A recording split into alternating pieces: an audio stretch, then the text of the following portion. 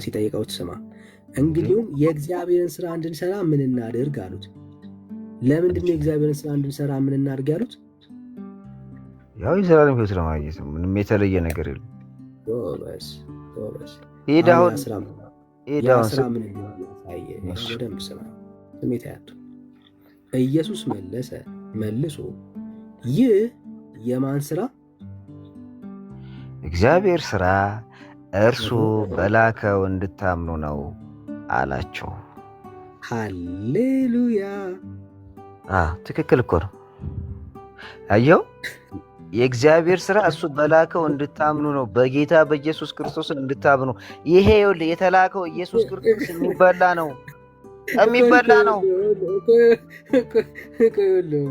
ኧረ በስመ አብ ዳኒ፣ አሁን ይሄ ሳይገባ አይደለም።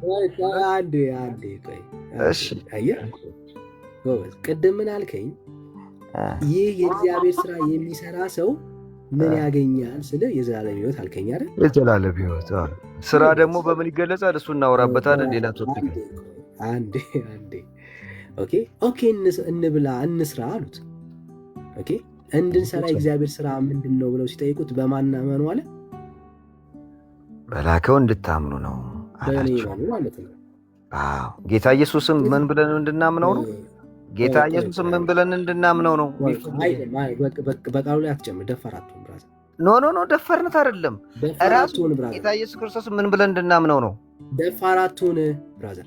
መታሰቢያ ያደረገው ስጋና ደም፣ ይሄ የሚቆረሰው ስጋና ደም ሆኖ ስናምን አሁን እስካሁን ድረስ ነው እያወራን። ለእግዚአብሔር ቃል ክብር ይኖር። በኢየሱስ ክርስቶስ ምንድን ያላቸው? በእኔ እመኑ። በኢየሱስ ማመን ማለት የእግዚአብሔርን ስራ መስራት ማለት ነው። የእግዚአብሔር ስራ ደግሞ ምን ያስገኛል? የዘላለም ሕይወት ያስገኛል።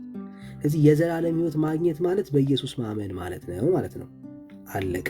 እንቀጥል። ኢየሱስን ማመን ምን ማለት ነው? የዘላለም ሕይወት ማግኘት ነው። ይኸውን ምንም ክራሽ የሚጣላ ነገር የለውም። ስጋና ደግሞ መብላት ደግሞ የዘላለም ሕይወት ማግኘት ነው። ማመንም የዘላለም ሕይወት ማግኘት ነው። በቃ አንድ ወዳጅ አትደረቁ። አሁን ቃሉ ነው እያነበብ ያለ። እንግዲህ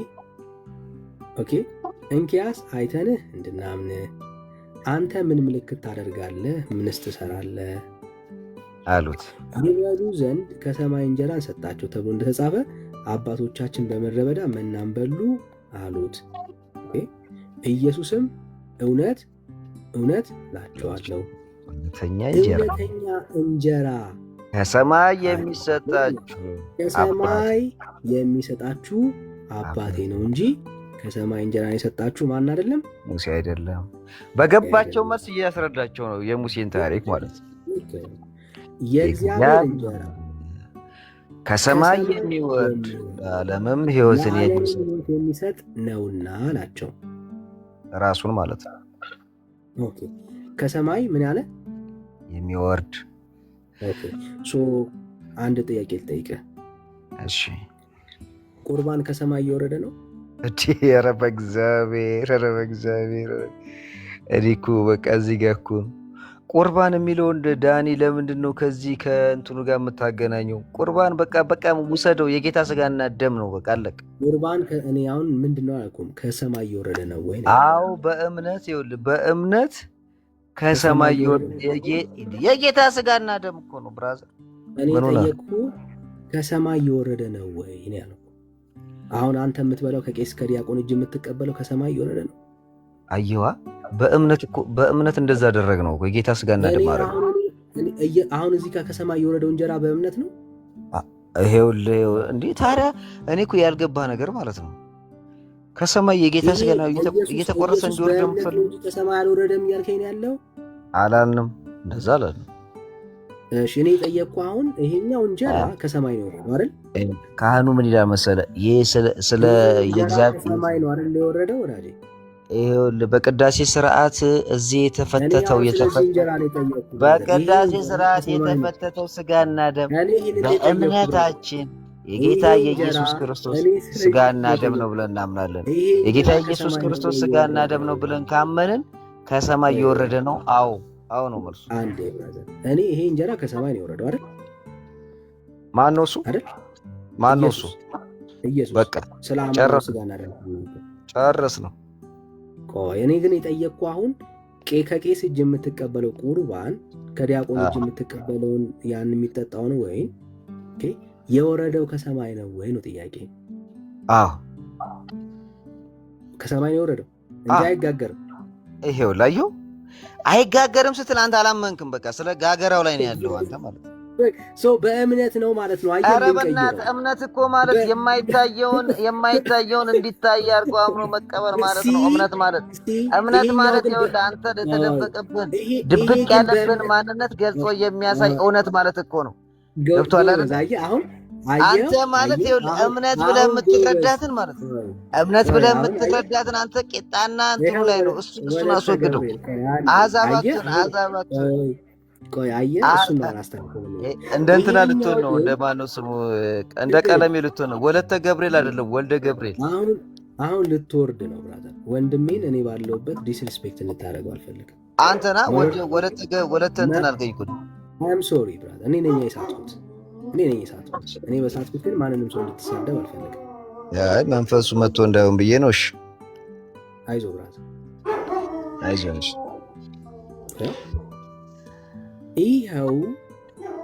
ይሄኛው አማናዊ ስጋና ደም በእምነት ነው እንጀራ የሚሆነው። ከሰማይ የወረደው በእምነት ነው አይደለም? ስላመንን አይደለም፣ አማናዊ ነው አይደል? ትክክል። አዎ። ቂጣውና ወይኑ ግን አምነነው ነው አይደለ? አማናዊ ነው ብለን የተቀበልነው። አማናዊ አይደለም መጽሐፍ። ኦ ማይ ጋድ! በቃ እዚህ ጋር ነው ልዩነቱ። ልቀበል። እኔ አሁን በማስረጃ ነው የማምነው። አማናዊ የሚል አሳየኝ። ወጣን እኮ ከእንትኑ ወጣን እኮ። አንተ አሳይ። ይሄ አማናዊ እንደሆነ ነግሮናል። ቂጣውንና ወይኑን አማናዊ የሚል ቦታ አሳየኝ። አፍጥን። ህብስቱን ራሱ ቁርስ አድርጎ ራሱ ለሐዋርያ ሲሰጣቸው ያለበትን ቦታ አሳየኝ። አማናዊ ማለት የጌታ ስጋና ደም ማለት ነው አይደል? ምን አላቸው መሰለ? ለመታሰቢያ የምታደርገው ነው። ቃሉ ይበል አማናዊ ይበል። መታሰቢያ የሚለውን አንተ ይኸውልህ፣ እኛ በኋላ አመን ነው በቃ መታሰቢያውን አመን። ያሳየኝ እኮ በእምነትማ ልክ ነው። እኔ አማናዊ ስለመሆኑ ስለዚህ ይኸውልህ፣ እኛ አሁን ሃይማኖታዊ ስርዓት ውስጥ ስንገባ እምነት ብለን ነው የምናወራው እንጂ ስለ ቂጣ ስለ ዳቦ ብለህ ይፈራታል። የለውም ማለት ነው። እንደሌለ ስለ ቂጣ ስለ ዳቦ ብለህ አታውራ ፕሊስ። የለም ዋናው እንደሌለ ነው። አማናዊ ማለት ትክክለኛው የጌታ ስጋና ደም ማለት እንደሌለ ማሳየት ነው። ችግር የለውም። የገባው ይገባዋል። የገባው ወደዚች ቤተክርስቲያን ይመጣል። ያልገባው ምንም ችግር የለበትም። ጴንጤ ነኝ እያለ ይመጣል። ግራ ለመጋባት እንዴት ኦርቶዶክስ ችግር የለውም። ይኸው የእግዚአብሔር እንጀራ ከሰማይ የወረደ ለዓለምም ሕይወት የሚሰጥ ነውና አላቸው። አሜን። ስለዚህ ጌታ ሆይ ይህንን እንጀራ ዘወትር ስጠን አሉት። አሁን ሰማይ ቀጥሎ አይ በደንብ ተግባብተን ነው የምናልፈው። ዝም ብለን አንቀጥልም እኮ እንጨርሰው። ኢየሱስም እንዲህ አላቸው። አንጨርሰውም። እየተግባባን ነው የምንሄደው።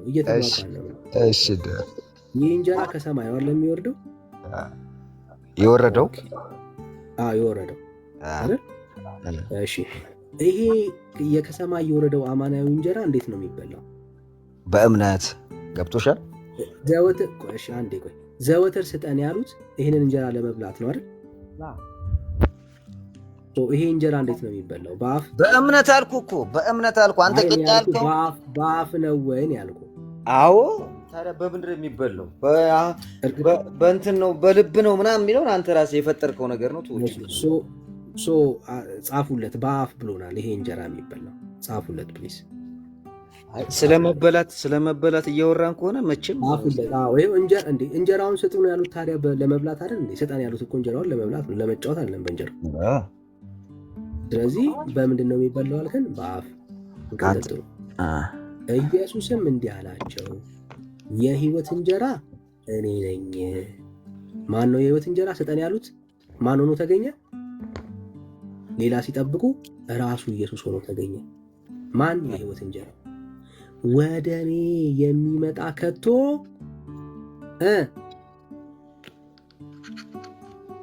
እሺ፣ ወደ እኔ የሚመጣ ከቶ አይራብም፣ በእኔ የሚያምን ሁልጊዜ ከቶ አይጠማም። አሜን፣ ሃሌሉያ። ስለዚህ ቆይ ስለዚህ ጥያቄ የለውም፣ እውነት ነው። እሺ አንዴ ይሄ እንጀራ ሰው የማይራበው የማይጠማው ኢየሱስን በአፉ በልቶ ነው ወይስ በልቡ ተቀብሎት ነው? እሺ ቻርጅ እያረኩ ስለሆነ ነው 2% ሆኖብኝ ነው። ኤኒዌይ ያልከኝን ጋ ገብቶኛል። ስለመብላትና ስለመጠጣት ስናነሳ መጀመሪያ እምነት ይቀርማል። ዳኔ እምነት ይቀርማል። ስታመን ድርጊትን ማመንህን ደግሞ እኔ ማን ይቀድማል አላልኩህም። ተራው ስዳ አንተ ምን የራስን ብቻ ማውራት ቁጥር አይደለም። ያቆን ሚዩት አድርግ ብራጅ፣ ሚዩት አድርግ። አንተ ብቻ እያወራህ ግድ የለም። እኔ አሁን ለማጠናቀቅ ያክል ዳኒ ይሰማል። ይሄ እንጀራ በአፍ ነው የሚበላው ነው ያልከኝ። መጽሐፉ ግን በአፍ ይበላል አላለም። እንዲህ ያልበላ ያልጠጣ ይላል እኮ መጽሐፍ ቅዱስ አይደል?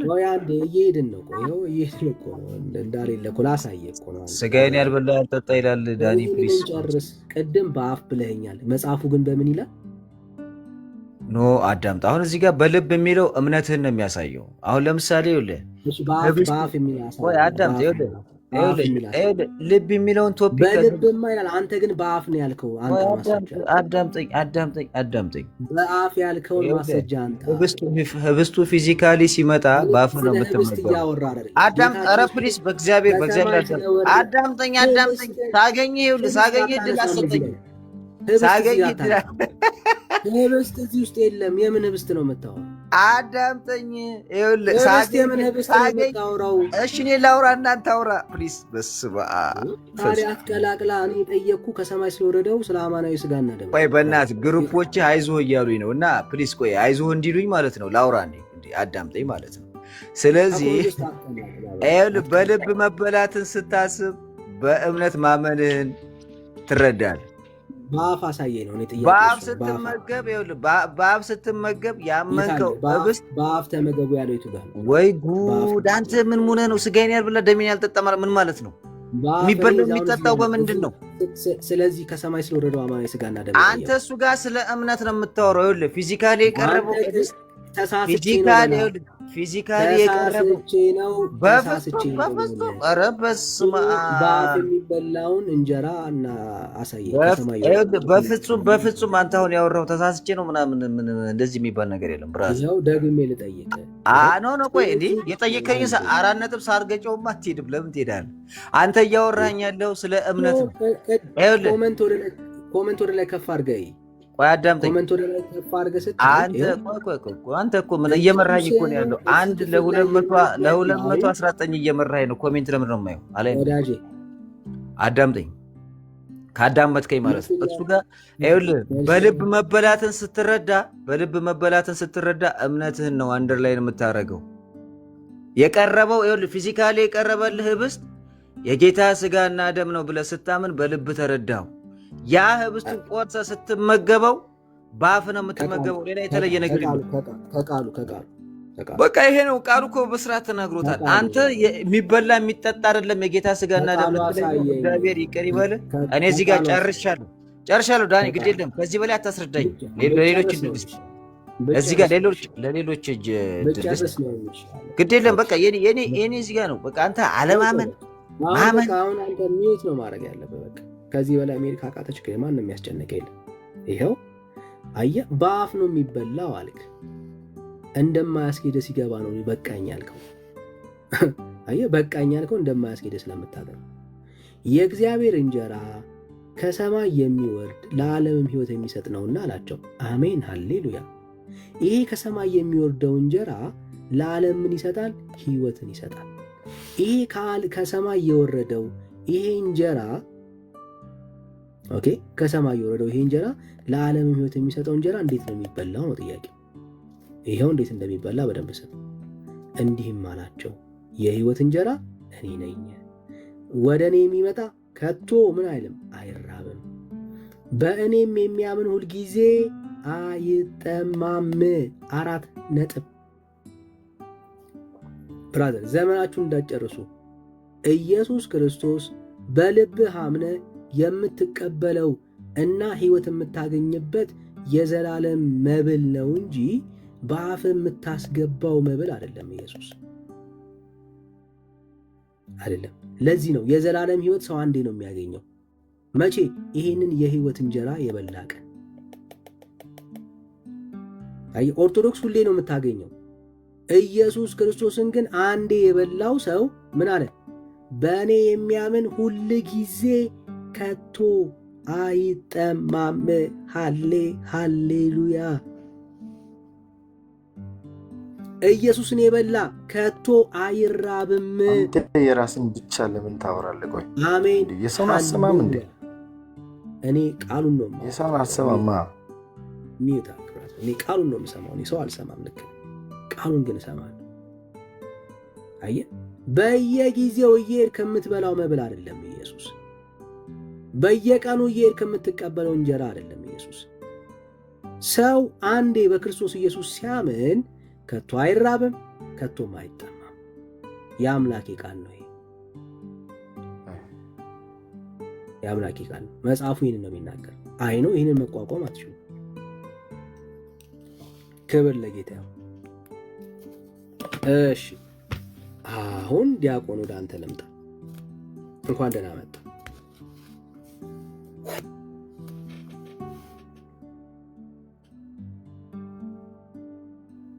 ዲያቆን ጂሰስ አሁን ልታስጨምቀኝ ነው በዲያቆኑ።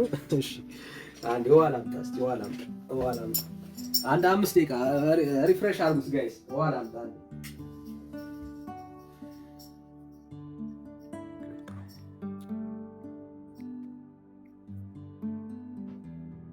ያ ታፕታፕ አድርጉ ወገኖች። ሰኒ አለ ታፕታፕ፣ ኮፒ ሊንክ፣ ሼር። ተባረኩ።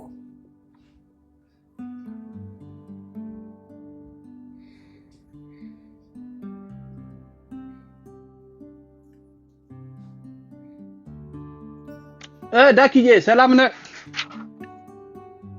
ይመጣል፣ ጠብቆ ውሃ ልጠጣ ገብተዋል።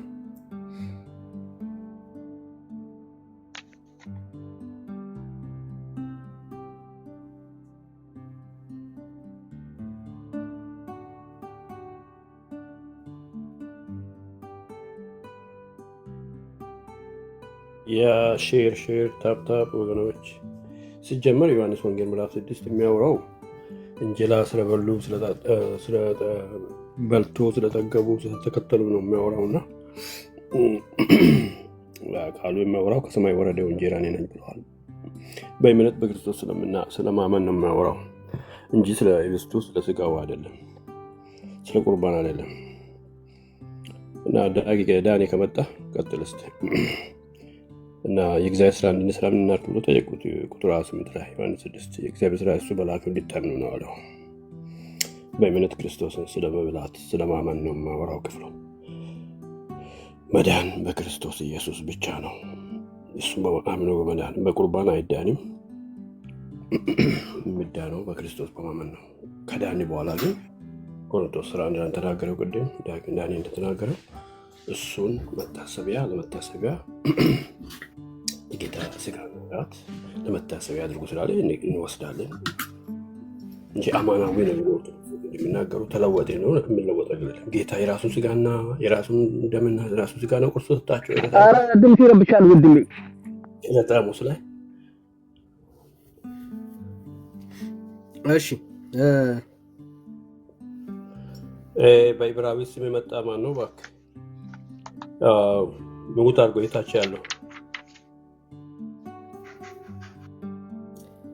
እሺ ቴንኪዩ ተባረኩ። እሺ እንቀጥል። እሺ ዲያቆን እንሸኛችሁት እንዴ?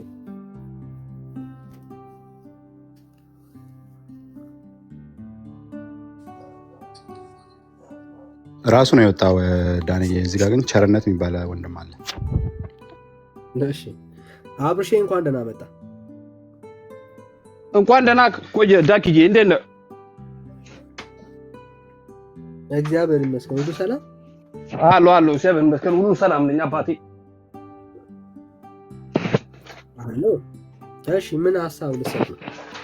ኧረ ቅድም ስትወያዩ ሰምቼ ነበረ። ጥሩ ውይይት አድርጋችሁ ነበረ ከወንድሜ ጋር። አንተም እየተወያያችሁ ነበረ። ማወቅ የምፈልገው ነገርም አለ፣ እኔም የምጠይቁት ጥያቄ ይኖረኛል።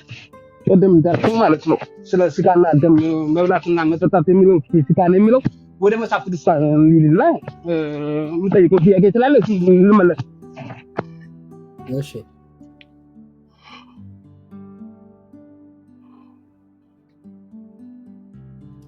እሺ ጠይቀኝ። ቅድም ወደ መጽሐፍ ቅዱስ ላይ ይልልኝ። አሁን በሌላ እርስ ላይ ስናይ ስጋዬ ያልበላ ደሜ ያልጠጣ ሕይወት የላችሁም የሚል ጥቅስ ላይ አለ። እሺ ላይ ፈልግልኝ። እሺ እኔ ሞባይሉ ቻርጅ አድርጉ። እሺ እሺ ከላይ አምታሱ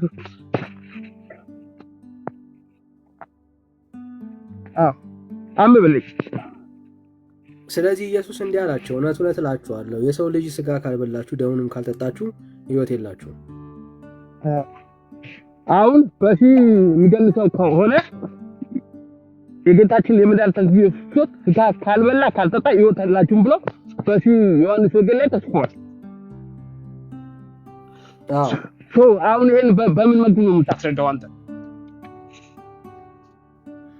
ጌታ ስጋና ደም ብሎ የተናገረው ስለ ራሱ ነው። የህይወት እንጀራ የሆነውን ኢየሱስ ራሱን ነው እያወራ ያለው። ምክንያቱም ከሰማይ የወረደ ሕያው እንጀራ እኔ ነኝ አለ። ሰው ከዚህ እንጀራ ቢበላ ለዘላለም ይኖራል። አየህ፣ ይሄ የህይወት እንጀራ እንዴት ነው የሚበላው ስንል ከላይ ጀምሮ ነግሮናል። እውነት እውነት እላችኋለሁ በእኔ የሚያምን የዘላለም ህይወት አለው። ስለዚህ ይሄ የህይወት እንጀራ የሚበላው ኢየሱስን በማመን ነው።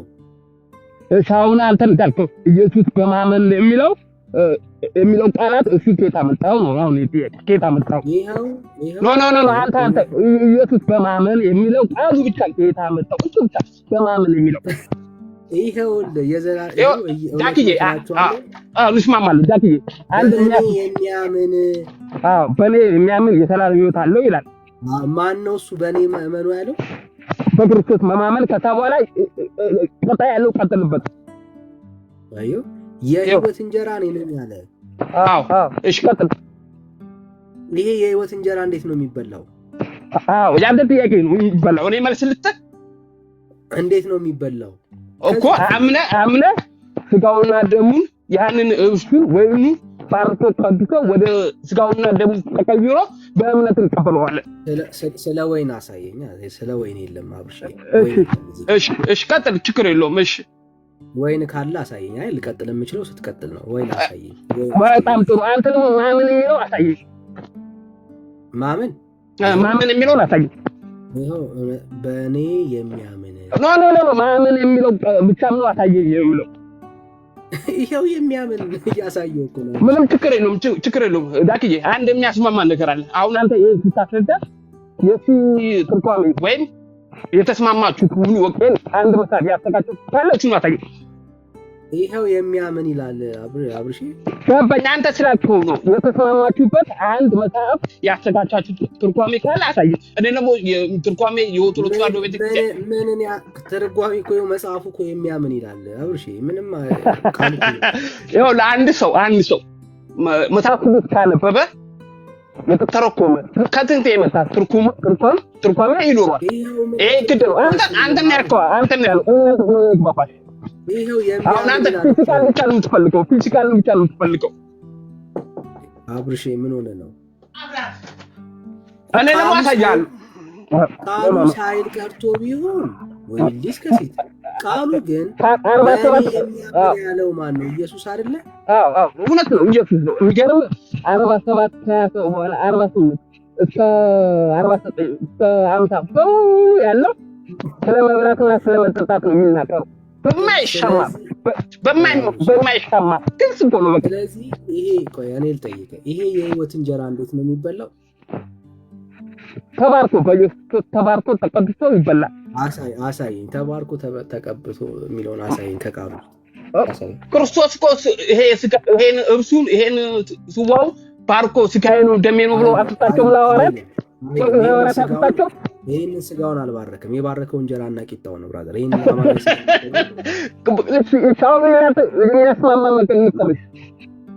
አሳየኝ አብርሽ። እምነት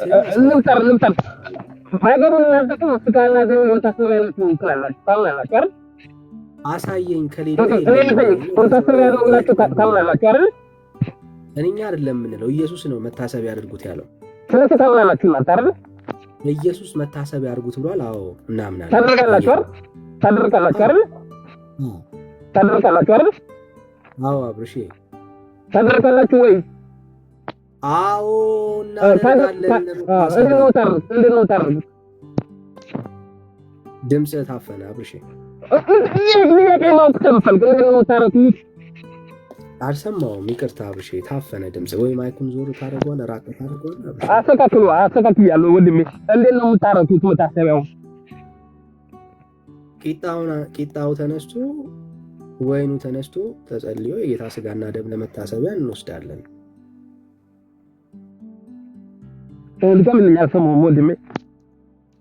ቂጣ አለ፣ ወይን አለ፣ እንግዲህ ቪንቶ አለ፣ ኮመሊ የሚጠጣ አለ፣ የሚበላ አለ። ይነሳና ተጸልዮ የጌታ ስጋና ደምን መታሰቢያ እናደርጋለን። ታደርካላችሁ እናንተም አይደል? አድርካችሁ ትበላላችሁ፣ ትቀበላላችሁ አይደል? ስለዚህ በኦርቶዶክስ አስተምሮት ደግሞ ወይም ደግሞ በመጽሐፍ ቅዱስ እንደሚነግረን እኛም የወይኑ ቂጣለን ካህኑ ጸሎት ተደርጎ በጌታችን በመድኃኒታችን በኢየሱስ ስም ተጠርቶ እሱ ወደ ስጋ ይሆናል። ወይኑ ወደ ደም ይሆንና ከዛ በኋላ ያንን በእምነት ተቀብለን የሰላም ሕይወት እንደምናገኝ እንቀበላለን። ከዚህ ነው የምናደርገው። ስለዚህ ተስማማለህ? በዚህ ትስማማለህ? አልስማማም። የእናንተ ግን እሺ፣ የኛ ደግሞ አልስማማም ትላለህ። አልስማማው ላሳየህ። ኦኬ አብርሽ ኮሚክ አወራሩ ነው። እሺ አንደርስታንድ አድርጉት። አብርሽ አንደርስታንድ አድርጉት። አወራሩ ነው። ኦኬ በደምብ ስማኝ አብርሽ። ይኸውልህ ይሄንን ባርኮ የሰጣቸው ለመታሰቢያ ነው የሚሆነው። ኦኬ እሱን ለመታሰቢያ አድርጉት ነው ያለው። የዘላለም ሕይወት እንድታገኙበት አላለም። እንድትረዳው ለምሳሌ በጣም ሲምፕል ጥያቄ ልጠይቅ፣ ካወቅከው መለስልኝ። የዘላለም ሕይወት ስንቴ ነው የሚገኘው?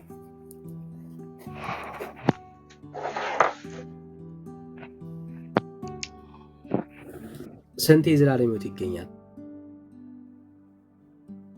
አብርሽ አንድ ጊዜ። ስንቴ? አንድ። እርግጠኛ ነህ? አሁን ጥያቄ አልፈልግም። እኔ ጥያቄ ንገር።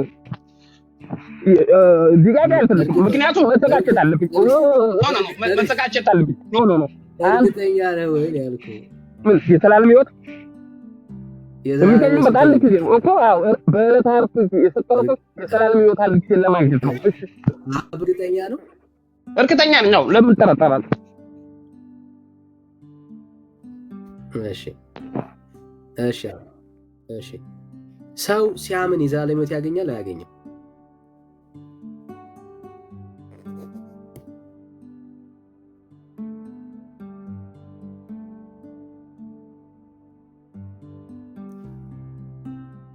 አብርሽ ወንድሜ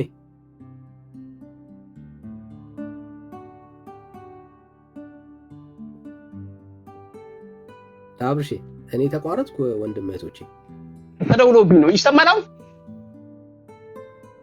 ችግር የለም ትሰማለህ።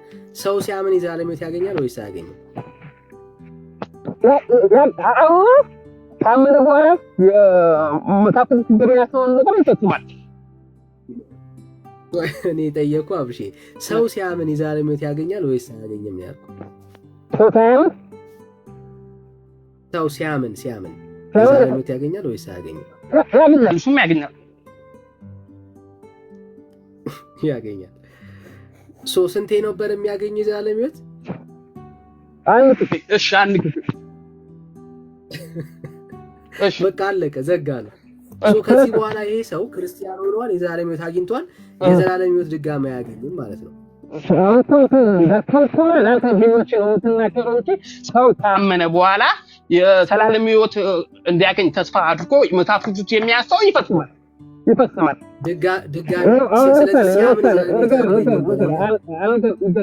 ሲያምን የዘላለም ሕይወት አያገኝም በለኝ። ወጥቶ ነው አንዳፍጥቆ ይኸውልህ ማመን ማለት አሁን መታመን አለብህ። ማመን ይቻላል። መታመን አለብህ። ሲያመን የዘላለም ሕይወት አያገኝም በለኝ። አይደለም በፍጹም አይደለም። ካላልክ በቃ አንዴ ነው የሚያገኘው እኮ አለ ከጨረስን ሌላ የለም።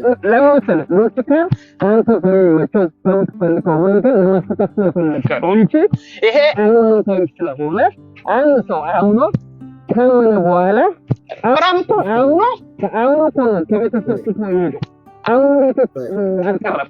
አምኖ ነው ከቤተሰብ የወጣው አይደለም እንዴ? አብርሽ ወንድም አብርሃም አምኖ ነው ቤት ነው የቀረው ወይስ አምኖ ነው ከቤተሰብ የወጣው?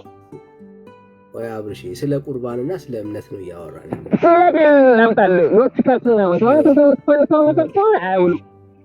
ድምጽ ታፍሯል። አይውልም እኔ አሁን ምን ነገር ዳክዬ ለመደመጥ ሰው ሲያምን አንድ የዘላለም ሕይወት ያገኛል አይደል? ይሄው እኮ አንተ ቃሉ እኮ በግልጽ እኮ ነው የሚናገረው። ይሄው እውነት እላችኋለሁ በእኔ የሚያምን የዘላለም ሕይወት አለው አለ አይደል? በኢየሱስ የሚያምን የዘላለም ሕይወት አለው ወይስ የለውም?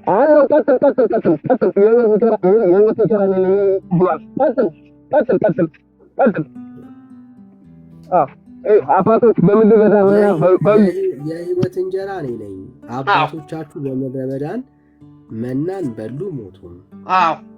ሰው ከእርሱ በልቶ እንዳይሞት ከሰማይ አሁን የወረደ እንጀራ ይህ ነው። ከሰማይ የወረደ ሕያው እንጀራ እኔ ነኝ። ሰው ከዚህ እንጀራ ቢበላ ለዘላለም ይኖራል።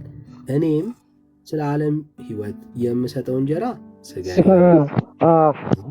እንግዲህ አይሁድ ይህ ሰው ሥጋውን ልንበላ ይሰጠን ዘንድ እንዴት ይቻላል ብለው እርስ በርሳቸው ተከራከሩ። ስለዚህም ኢየሱስ እንዲህ አላቸው፣ እውነት እላችኋለሁ የሰው ልጅን ሥጋ ካልበላችሁ ደሙንም ካልጠጣችሁ በራሳችሁ ሕይወት የላችሁም።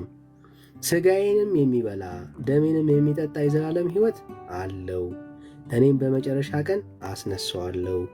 ሥጋዬም እውነተኛ መብል ነው፣ ደሜም እውነተኛ መጠጥ ነውና። ሥጋዬን የሚበላ ደሜንም የሚጠጣ በእኔ ይኖራል፣ እኔም በእርሱ እኖራለሁ። ሕያው አብ እንደላከኝ እኔም ደግሞ ከአብ የተነሳ ሕያው እንደሆንኩ እንዲሁ የሚበላኝ ደግሞ ከእኔ የተነሳ ሕያው ይሆናል። ከሰማይ የወረደው እንጀራ ይህ ነው። አባቶቻችሁ መናን በልተው እንደሞቱት አይደለም፣ ይህንን እንጀራ የሚበላ ለዘላለም ይኖራል። በቅፍርናሆም ሲያስተምር ይህንን በምኵራብ አለ። ከደቀ መዛሙርቱ ብዙዎች በሰሙ ጊዜ ይህ የሚያስጨንቅ ንግግር ነው፣ ማን ሊሰማ ይችላል አሉ። አሁን በደምብ ስማ።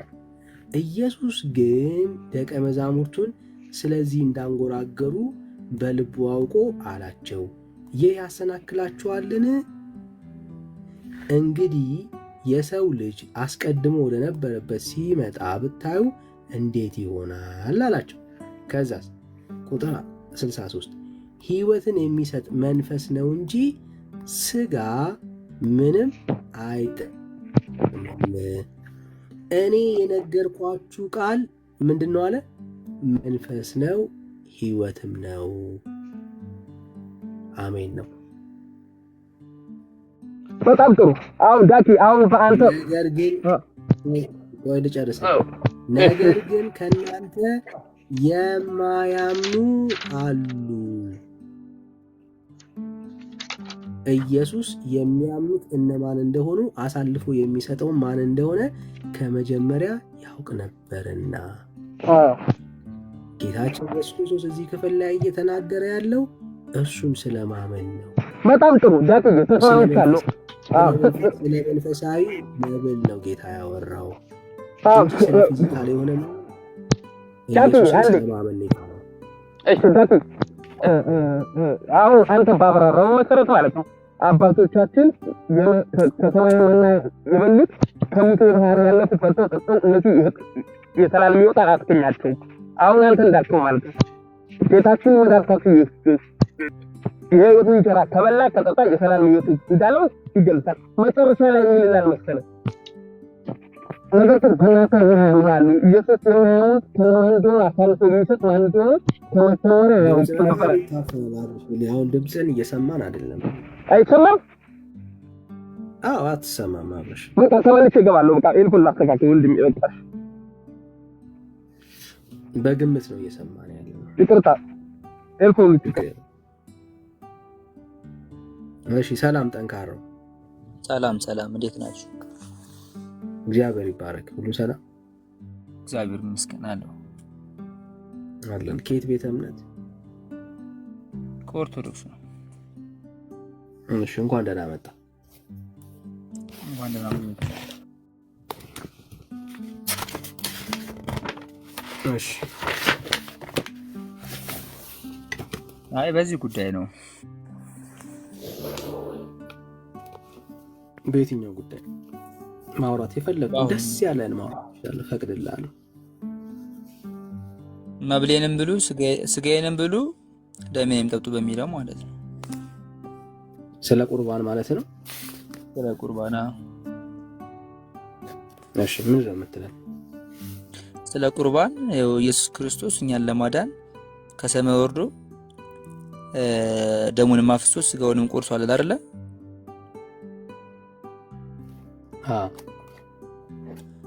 በቃ ስጋዬንም ብሉ ደሜንም ጠጡ ያለው ስጋዬን ያልበላ ደሜን ያልጠጣ የዘላለም ሕይወት የለውም ይላል። በቃ ይሄ ብቻ እኮ መልስ እኮ ነው። አሁን እናንተ በእናንተ እምነት ተቋም ውስጥ ማለት ነው ይሰማላ?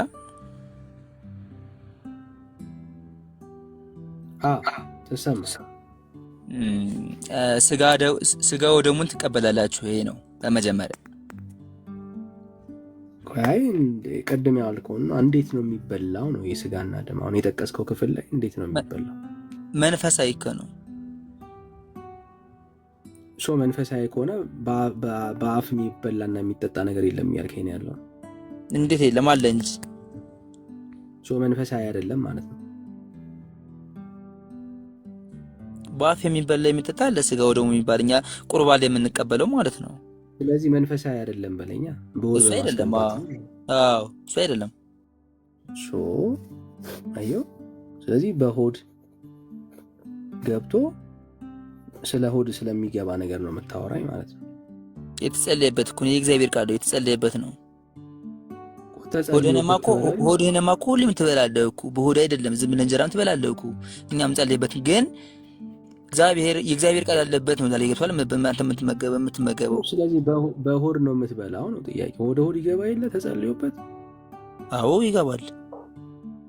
በቃ ትኩት ጥያቄው። ስለዚህ ስለ ፊዚካል ነገር ነው የምታወራኝ ማለት ነው። ኦኬ እኛ እያወራን ያለ ነው ስለ መንፈሳዊ መብል ነው።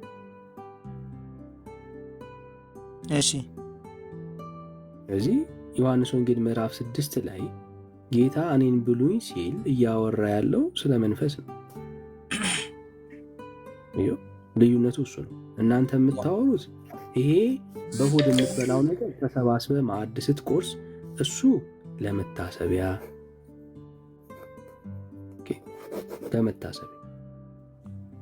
ባይዘዌ ያኔ መብል ሲበሉ እንዳሁኑ አይደለም የሚበሉት። ተሰባስበህ አይደለም።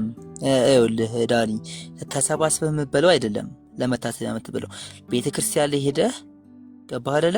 ቤት ሁላችንም የምንመገበው እኮ ነው። ገባህ አይደል? ስጋው ማስረጃ አስጠኝ። ከዲያቆንና ከቄስ እጅ የምትቀበለው የለም ሲጀመር። የሚገርም ነገር የለም ማለት ነው።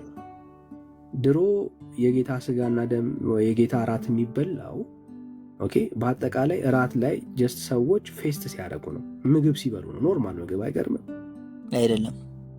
አያ ስለማታጥ ነው እኛ እንቀበላለን። አንዴ እኔ አሁን አላቅም አይደል? እኔ አስተምረኝ፣ ማስረጃ አስተኝ። ለአንተ ማስረጃ በአካል እንዳልሄድ እንግዲህ አንተ መጓዝ አትችልም። እኔ ጠዋት ላይ እኔ አሳያለሁ። እኔ ማስረጃ አስተኝ። እኔ አንተ ከሌለ እኔ አሳያለሁ። አንተ ማስረጃ አስተኝ። አሳየኝ። እሺ የለኝም በለኛ ብራዘር። አልተዘጋጀሁበትም እንጂ አሳያለሁ፣ በሚገባ አሳያለሁ። የለም በእግዚአብሔር ቃል ውስጥ ብራዘር አትልፋ። አለ በሚገባ አለ አለ። አሳየኝ እኮ ስላልተዘጋጀሁበት ነው እንጂ ስላለ አለ። እርግጠኛ ነኝ። ስለምንቀበል እኮ ነው። ይኸውልህ ወንድሜ እኛ እኮ ስለምንቀበል እኮ ነው። ንስሐ እንገባለን። ካለሳ እኔ ስለ እግዚአብሔር ቃል የጠየቅኩ እኮ ስለ አንተማ አልጠየቅኩም። እንዴ ስለ አንተ አልጠየቅኩም። መጽሐፍ ቅዱስ ውስጥ አሳየን ያልኩ። ሐዋርያቶች ከዲያቆንና ከቄስ እጅ ነበረ የሚቀበሉት አይደለም? ስለዚህ እኮ ሐዋርያት ያው ከቄስ ነበር የሚቀበሉት። ማስረጃ ስጠኝ እኮ። አልተዘጋጀሁበትም እኮ እሱ ነው የምልህ። አንተ እስኪ ማስረጃ ስጠኝ። አልተቀበሉም የሚለው ነገር እስኪ ስጠኝ ማስረጃ። እስኪ ያው እሱ አሳየኝ አንተ ማስረጃ። እሺ ያው ቆሮንቶስ 10:11 ላይ ተመሳሳይ ሐሳብ ነው የምታወራው። ስለ እንትን ነው የሚናገር። ይኸው እንግዲህ አብራችሁ ስትሰበሰቡ የምትበሉት የጌታ እራት አይደለምን ይላል። አብራችሁ ምን ስታደርጉ? ስትሰበሰቡ። ሰዎች ተሰብስበው ነው የጌታን እራት የሚበሉት። እኛ ያወራነው ስለ እራት አይደለም፣ ስለ ስጋው ደሙ ነው። አይዞህ ወዳጄ። አዎ የጌታ እራት ነው የሚባለው አይደለም? ስጋው ደሙ ነው። እራትማ ምሳም ትበላለህ እኮ፣ ቁርስም ምሳም እራትም ትበላለህ። ማስረጃ አስተኝ። ችግር ቁርባን ስለሚባለው ማስረጃ አስተኝ። አንተ እኮ ነህ። እኔ እኮ ግራ ገባኝ። አንተ እኮ አጠያይቀህና ማስረጃ የምታቀርበውና የምጠይቀው ነገር አንድ አይደለም። የጌታ እራት ነው የሚለው መጽሐፉ። ወይ ማስረጃ አስተኝ፣ ወይ ማስረጃ ሳሳይ ማመን አለብን።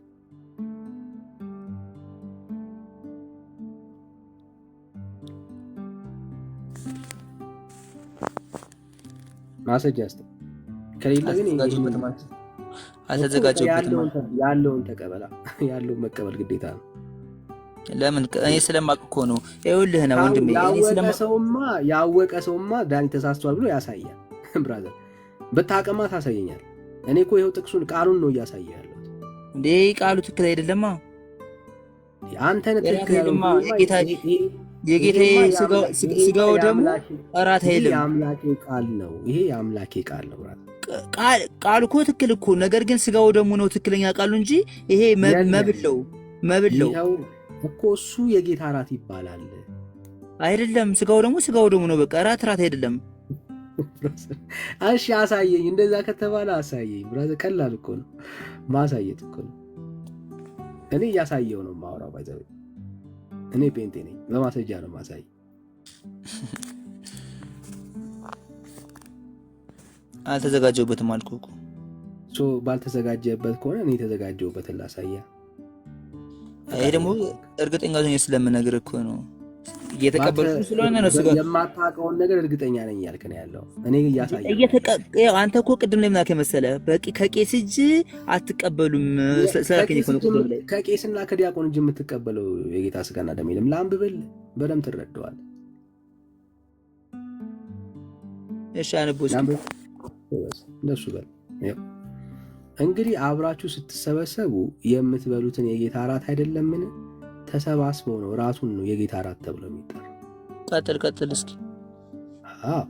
በመብላት ጊዜ እያንዳንዱ የራሱን እራት ይበላልና አንዱም ይራባል፣ አንዱ ግን ይሰክራል። የማንን እራት? የራሱ ማለት የጌታ እራት ሲበላ አንዱ የራሱን እራት ነው አንስተው፣ ሁሉም የራሱን ምግብ ነው የሚበላው። የራስን እንጂ የጌታን አይደለም። ይሄው የጌታ እራትን እኮ ነው እየበሉ ያሉት። በጌታ እራት ውስጥ ቆይ ስሜት ያቱን ቆይ አንዴ ላስረዳ። ስለማታውቀው ሚስት ታደርጋለህ። አንዴ ብራዘር ቢያንስ አላነበብኩም፣ ቢያንስ እኔ አንብቤዋለሁ እና እንዲጠቅምህ በማስተዋል ስማ። ኦኬ እየሰማሁ ነው። አዎ ሲሰባሰቡ በውስጣቸው መካከል አንዳንዱ ከዛ ውስጥ ምን ያደርጋል? የሚሰክር ሰው አለ ከመጠጡ ማለት ነው። አንዳንዱ ደግሞ የራሱን ምግብ ይበላል፣ አይጠባበቅም። ኦኬ ስርዓት የለውም፣ ኦርደር የሌለው ነው እንጂ የሆነች ቂጣ የሆነች እንትን ዳቦ የሆነች ትንሽ የተቆረሰች ነገር አለን በአፋቸው የሚበሉት። ኖርማል ምግብ ነው፣ ኖርማል ፌስት ነው፣ እራት ግብዣ ነው። በቃ በራት ግብዣ ውስጥ ነው የጌታን ስጋና ደም የሚያስቡት። ኦኬ ይሄው የምትበሉትና የምትጠጡባቸው ቤቶች የላችሁምን? ወይስ የእግዚአብሔርን ማህበር ትንቃላችሁን? አንዳችንም የሌላቸውን ታሳፍራላችሁን? አንዳችም የሌላቸውን ታሳፍራላችሁን? ምን ልበላችሁ? በዚህ ነገር ላመስግናችሁን? አላመሰግናችሁ። ለእናንተ ደግሞ አሳልፎ የሰጠሁትን እኔ ከጌታዬ ተቀብያለሁና። ይኸውልህ ጌታ አሳልፎ በተሰጠበት በዚያች ሌሊት እንጀራውን አንስቶ አመሰገነ፣ ቆርሶም እንካችሁ ብሉ፣ ይህ ስለ እናንተ የሚሆን ሥጋዬ ነው፣ ይህንን ለመታሰቢያ አድርጉት አለ።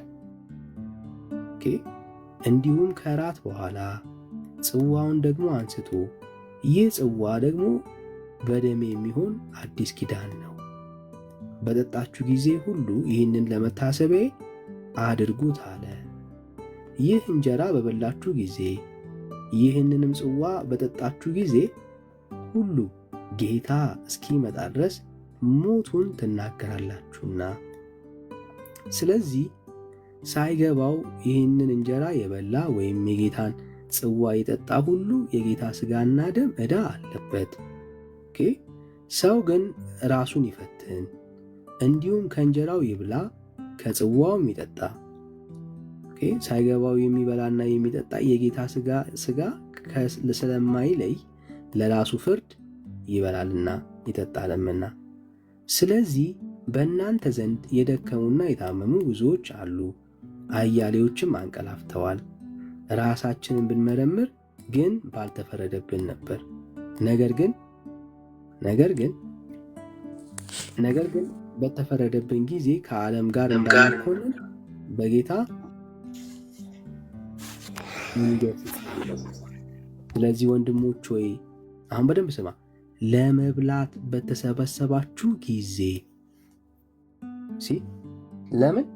ለመብላት በተሰበሰባችሁ ጊዜ ስለ መብል ነው የሚያወራው። ኦኬ። ስለዚህ ወንድሞች ሆይ ለመብላት በተሰበሰባችሁ ጊዜ እርስ በርሳችሁ ምን አድርጉ? ተጠባበቁ። ማንም የራበው ቢኖር ለፍርድ እንዳይሰበሰቡ በቤቱ ይብላ። የቀረውን ነገር በመጣው ጊዜ እደነግጋለሁ። ማን ያለው? ጳውሎስ። ለእንዴት ነበረ የሚበሉት?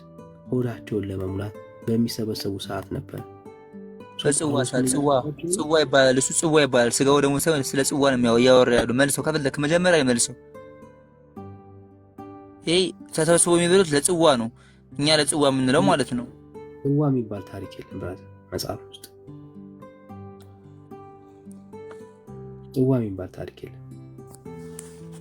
በገንቦ የሆነ ጠላና በመሶብ የሆነች ቂጣ ምናምን አድርጎ ብራዘር ታሪክ የለም መጽሐፍ ውስጥ።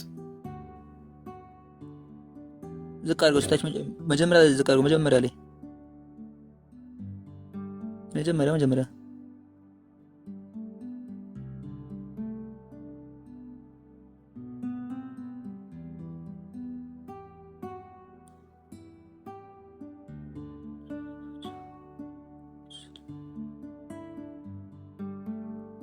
አሁን እዚሁ እያነበብክ ልታስረዳን ነው ሀሳብ? ከባድ አይሆንብህም ብራዘር?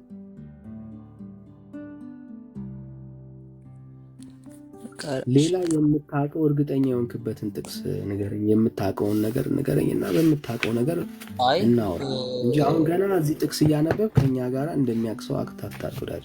ቢያንስ የተዘጋጀ እውነት ነው። ትክክል። እኔ አላቅም፣ ነገር ግን ስለማቀን የማውቀውን እኮ ነገርኩ። ባይዘወይ እኔ ዛሬም ስለሄድኩኝ ትላንትናም ስለሄድኩኝ ገባህ አይደለ? ቤተክርስቲያን ላይ ስለሚሰጠው ስጋው ደሙ ማለት ነው። ስለናንተ አይደለም፣ እኔ ስለ እግዚአብሔር ቃል እኮ ነው እያወራኝ ያለው እኮ። የእግዚአብሔር ቃል እኮ ነው ስጋው ደሙ እኮ የእግዚአብሔር ቃል እኮ ነው።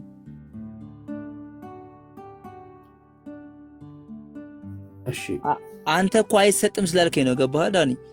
ምኑ ነው አይሰጥም ያልከው? ስጋው ደሙ ከዲያቆንና ከቄስ እጅ አልነበረም በፊት የሚቀበሉት ወንድም ማለት። ኦኬ የሆነ ዲያቆን ጸልዮ የሆነ ቄስ ጸልዮ አይደለም የሚለወጠው የጌታ ስጋና ደም። እሺ ቆይ እናንተ የምትቀበሉት ከየት ነው? እሺ አሁን ስጋው ደሙ የምትቀበሉት ከየት ነው? ቅድም ላይ እንቀበለዋለን ብለኛል። አንተ ከየት የምትቀበሉት እናንተ? ይጸልያል በቃ እየሄድን ወይ እናነሳለን ወይ እየሄድን እንወስዳለን ወይ ደግሞ ይዞርልናል በዙሪያችን እንወስዳለን እንበላለን።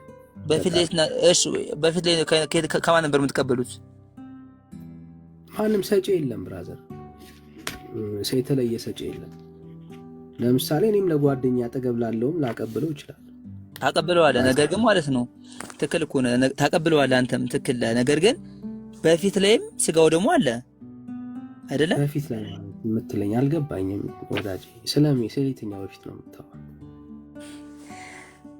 አሁን ላይ ከቄስና ከዲያቆናት እጅ ነው የጀመረው ያኬ ነው። ቅድም ላይ እኔ አላልኩም ብራዘር። ቆይ አንድ እንድትረዳው ይኸውልህ፣ በደምብ ስማኝ እንድትረዳው። አሁን በጣም እንትን እንዳይለብህ። ለምሳሌ ይኸውልህ ከቄስና ከዲያቆን እጅ የምታገኘው እሱ የጌታ ስጋና ደም ለመታሰቢያ ነው የሚደረገው። ኦኬ ለመታሰቢያ ማለት ለምሳሌ እንድትረዳው ነው ወንድም ማለት። ኦኬ ለምሳሌ ኢትዮጵያ ውስጥ የመታሰቢያ በዓላቶች አሉ የምታስታውሳቸው? የመታሰቢያ በዓላቶች አሉ የምታስታውሳቸው? አዎ ለምሳሌ ክብረ በዓል አርምት ላይ ክብረ በዓልማ ይከበራል። ዓመታዊ ክብር ማለት ነው። ለምሳሌ ልደቱ፣ አርበኞች በዓል ሲታሰብ ሰምተህ ታውቃለህ? አዎ እሱማ አለ። የአርበኞች ምንድን ነው የሚባለው? የአርበኞች በዓል አይደል? መታሰቢያ በዓል አይደል? መታሰቢያ በዓል አይደል? አዎ። የአርበኞች መታሰቢያ በዓል ስታከብር የአድዋን በዓል ስታከብር ብቻ አንዱን በዓል ስታከብር የአርበኞች በዓል በምታከብርበት ሰዓት ላይ በዛ ሰዓት ነፃ እየወጣ ነው አንተ? የአርበኞች ቀን ላይ አሁን ነፃ ትወጣለህ ወይስ ነፃ የወጣንበትን ታግለው ያሸነፉበትን ቀን ነው የምናስበው? እያስታወስን ነው እንጂ ነፃ መውጫ አይደለም አይደል?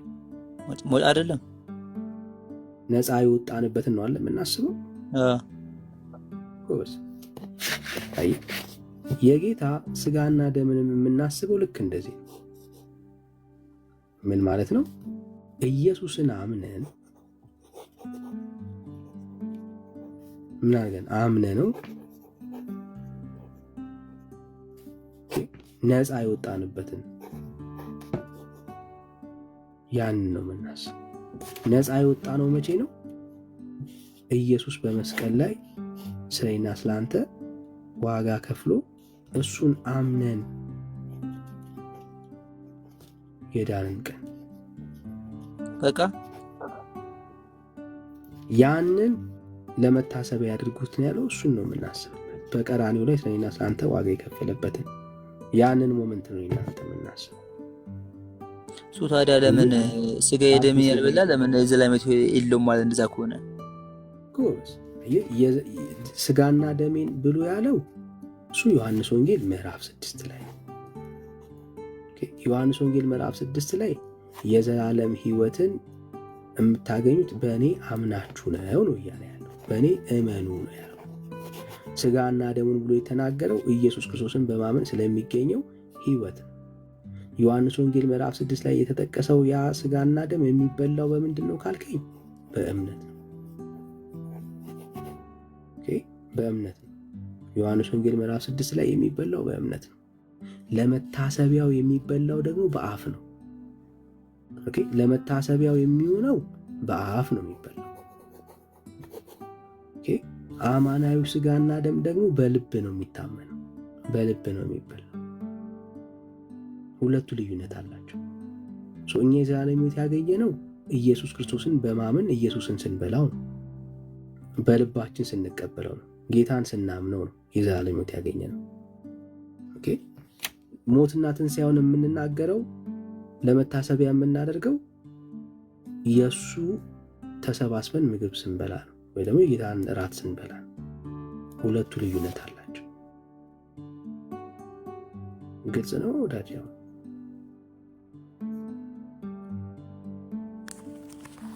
አይ ሌላ ጥያቄ የለኝም። እስኪ በደንብ እንትንልና ነገ እገባለሁ። ችግር የለም። አስበው፣ በደንብ አስበው ብራዘር፣ በደንብ አስበው። ሌላ ጴንጤዎችን ባገኝ እጠይቃቸዋለሁ። ጥያቄ ካለ ጴንጤዎችን ባገኝ እጠይቃቸዋለሁ። የምታስበው ጥያቄ ካለ ጠይቀን፣ ደስ ይለኛል።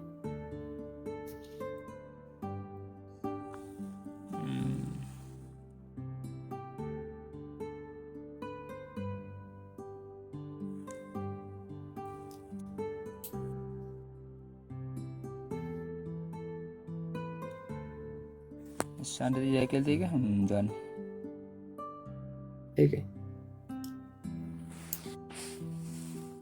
እኔ ከማውቀው ማለት ነው፣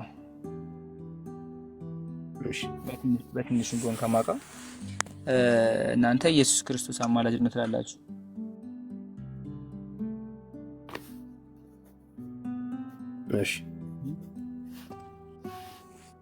አማላጅ ማለት ነው፣ አማላጅ ነው ትላላችሁ። እኛ ደግሞ ኢየሱስ ክርስቶስ እንዴት ያማልዳል እንላለን። እሺ እኮ ያማልድም እንዴት ያማልዳል? ያማልድ የነበረው ከስቅለቱ በፊት ነበረ ነው።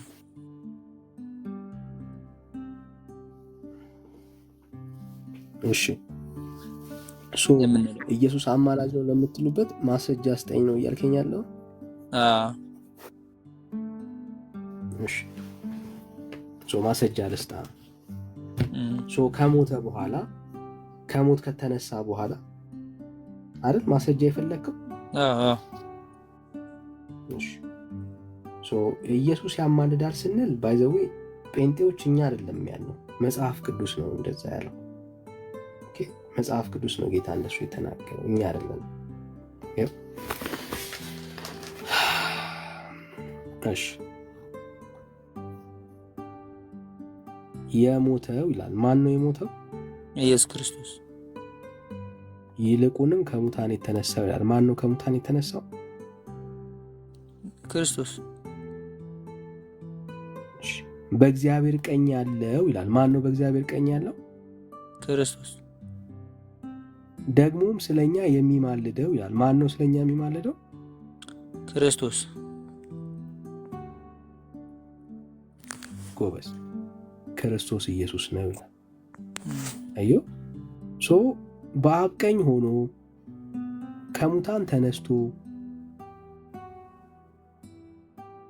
ስለኛ የሚማልደው ማን ነው? ክርስቶስ ነው።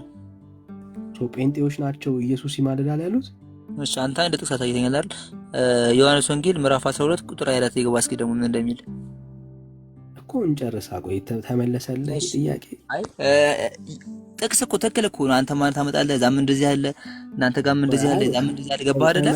ተመለሰልህ ወይ ነው ያልኩህ። አሁን ጴንጤ ነው ይማልዳል ያለው ወይስ መጽሐፍ ቅዱስ ነው ያለው?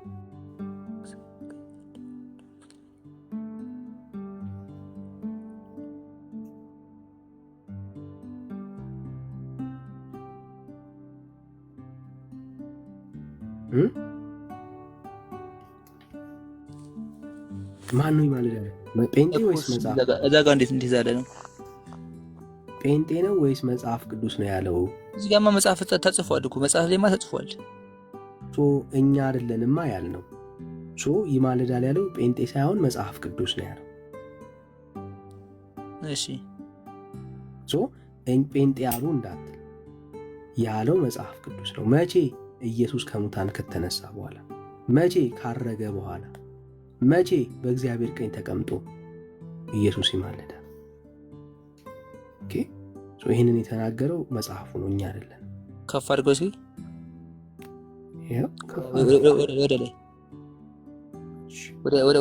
ወደ ላይ መልሰው። እሺ ወርታች ወደ ላይ ስለ ወርታች መልሰው ወደ ላይ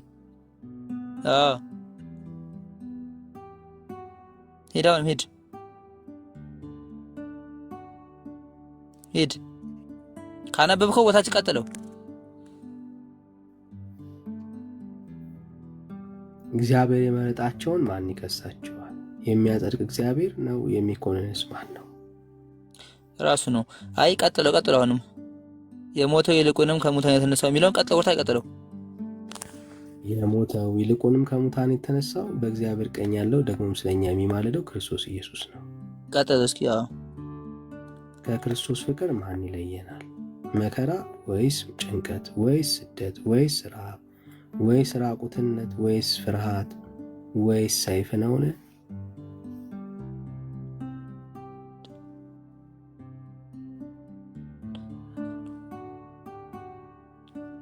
እሺ እዛ ጋር እስኪገባና እዛ ጋር ደግሞ እንዴት እንደዛ ተባለ ነው። ዮሐንስ ወንጌል ምዕራፍ 12 ላይ ቁጥር 24 ላይ እንዴት እንደዛ ይሄንን መቀበል አለብና ከዛ ያኛውን አንቀበለው፣ መጽሐፍ የተጻፈውን አንቀበለው እንቀበለዋለን እንጂ ይሄኛውን ግን አንቀበለውም ማለት አይደለም። አይደለም እሱንም አላልንም እኮ። አሁን ቆይ አንዴ፣ ችግር የለም። መጽሐፉ እንዳለ ኢየሱስ ያማልዳል ብለህ ታምናለህ? ኢየሱስ መጽሐፉ ልክ እንደሚል ኢየሱስ ያማልዳል ብለህ ታምናለህ? አላምንም። አየህ፣ ቃሉን ነው አላምንም እያልክ ያለው።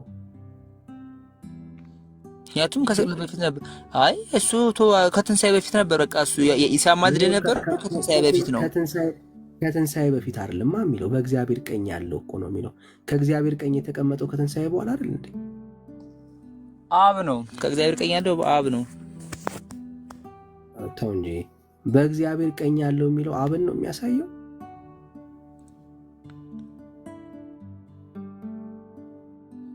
በእግዚአብሔር ቀኝ ያለው አብ ነው። በቃ ሌላ አይደለም፣ ሌላ ማንም አይደለም። በእግዚአብሔር ቀኝ ያለው አብ ነው። አዎ እንጂ ክርስቶስ ኢየሱስ አይደለም። ክርስቶስማ ነው፣ እሱማ ነው። አዎ ሀቅ ነው።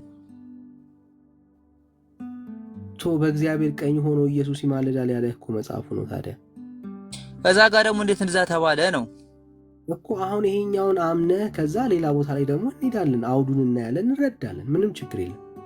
ግን ኢየሱስ ይማልዳል ያለው እኛ አይደለንም፣ ጴንጤዎች አይደሉም። ይማልዳል ያለው መጽሐፉ ነው። መጽሐፉ ነው ኢየሱስ ይማልዳል ያለው። መቼ? ከሙታን ከተነሳ በኋላ። መቼ? ካረገ በኋላ። መቼ? አሁን በአብ ቀኝ ሆኖ። ምልጃ የክብር መገለጫ ጉዳይ አይደለም ማለት ነው። አየህ፣ ዝቄ ማለት ከፌ ማለት ጉዳይ አይደለም። ምልጃ ኢየሱስ ክርስቶስ አገልግሎቱ ነው፣ ሊቀ ካህን ስለሆነ። እዚህ ኢየሱስ አማላጃችን ነው ስንል መጽሐፍ ቅዱስ ስላለ ነው፣ ጴንጤ ስላለ አይደለም። አሁን ወደ አንተ ጥቅስ እንሂድ። ምን ላውጣል? ዮሐንስ ወንጌል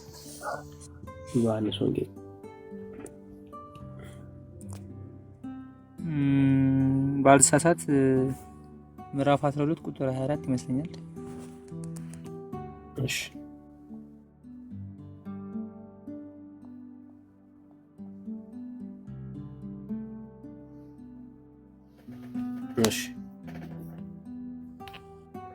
ያስቆሮቱ ያይደለ ይሁዳ ጌታ ሆይ ለዓለም ሳይሆን ራስህን ለእኛ ልትገልጥ ያለህ እንዴት ነውን? አለው። ኢየሱስ መለሰ አለው፣ የሚወደኝ ቢኖር ቃሌን ይጠብቃል። አባት የሚወደዋል፣ ወደ እርሱም እንመጣለን፣ በእርሱም ዘንድ መኖሪያ እናደርጋለን። የማይወደኝ ቃሌን አይጠብቅም። የምትሰሙትም ቃሌን የላከኝን የአብ ነው እንጂ የኔ አይደለም ይላል። ምን የፈለግከው?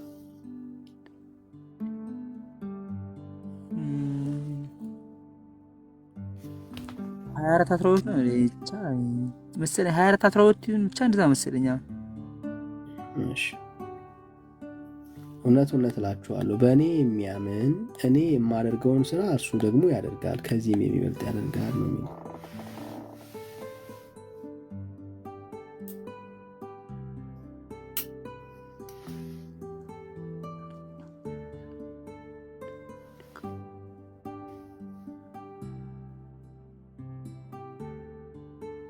አይ በቃ ተሳስቻለሁ ማለት ነው። እዚህ ጋር አይደለም፣ እዚህ ጋር አይደለም። 24 10 ታለኛለህ። ዮሐንስ ወንጌል ምዕራፍ 24ን እሺ ቁጥር 12 ምናልባት ይሄንን ይሁን። አይ አይደለም። እሺ አይደለም። እሺ ምን ላውጣል? ችግር የለም ካልሆነ ምዕራፍ 24 ቁጥር 12 እስኪ ይልኝ። ምዕራፍ 24 ዮሐንስ ወንጌል እሺ እርግጠኛ ነኝ ብቻ አይ አይደለም። በቃ ቅርታ በቃ ዳንሽ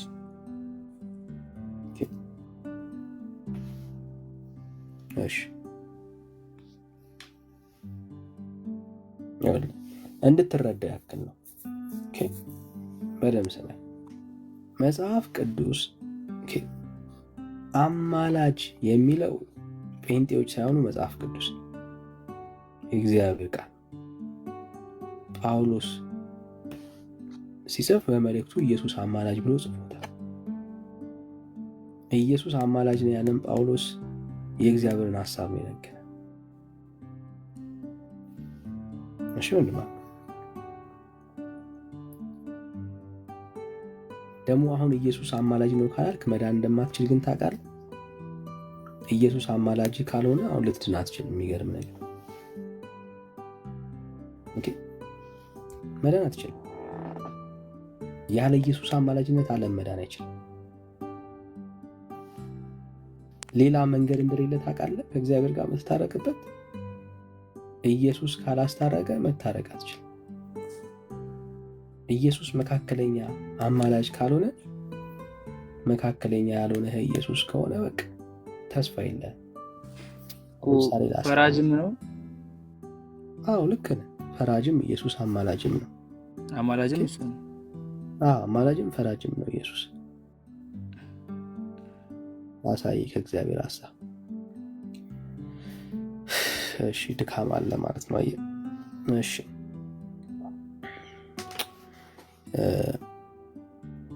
ያው 2:5 እስቲ አንብበው።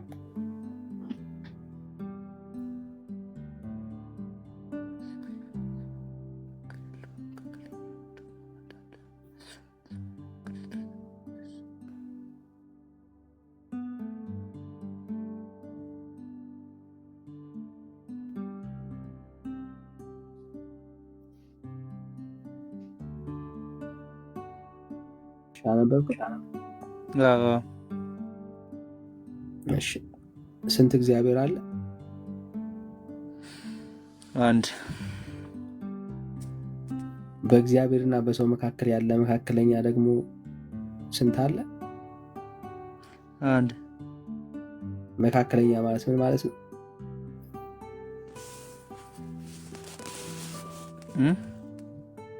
መካከለኛ ማለት ምን ማለት ነው? አብ ቃል ወጣ ማለት ነው። አብ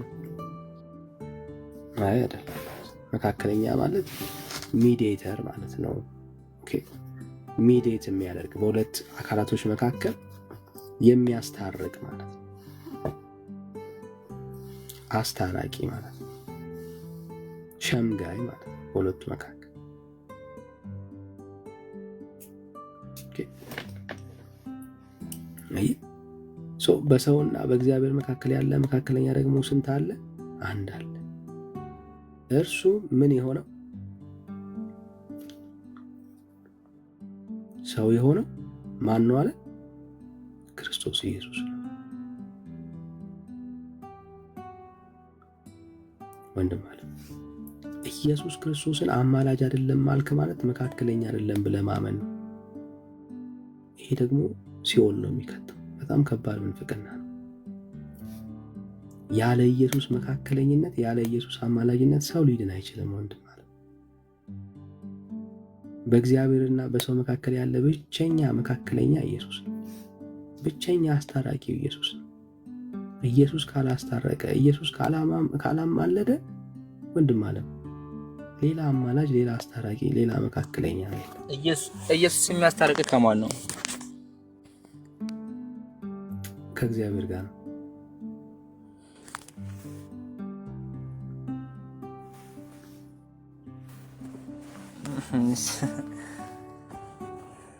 ለማንኛውም እስኪ እኔም በደንብ እንትን ብዬ እገባለሁ በድጋሚ አንብብ። አሁን ለእኛ መልስ ሳይሆን እኔ አሁን እንደሱ እንድታስብ አልፈልግም። እንደሱ ሳይሆን አንተ ለማወቅ እማነበው ለራስህ ለማወቅ ነው። ለእናንተ ምናምን ለእኛ ለመመለስ አታስብ። ለራስህ መጽሐፍ ቅዱስን አንብብ። ለምሳሌ ዮሐንስ ወንጌልን አጥናው፣ አንብበው።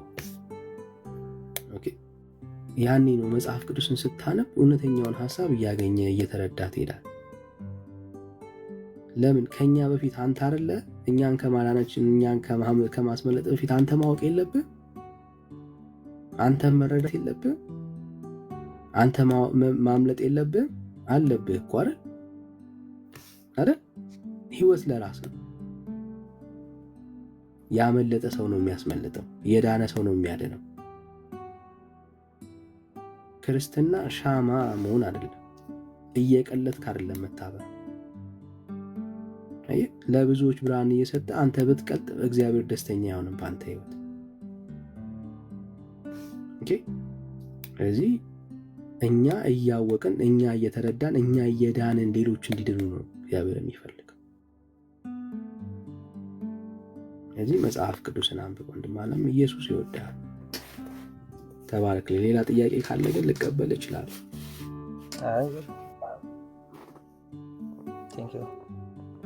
እሺ ማርያምን የምንጠላት ይመስላል? አይ አጥራትም ሳይሆን አታማልድንም በሚለው ነው። ቴንክ ዩ። እሺ ተባረክ። ይሄው ነው መልእክታችን። ጸጋ ይብዛል።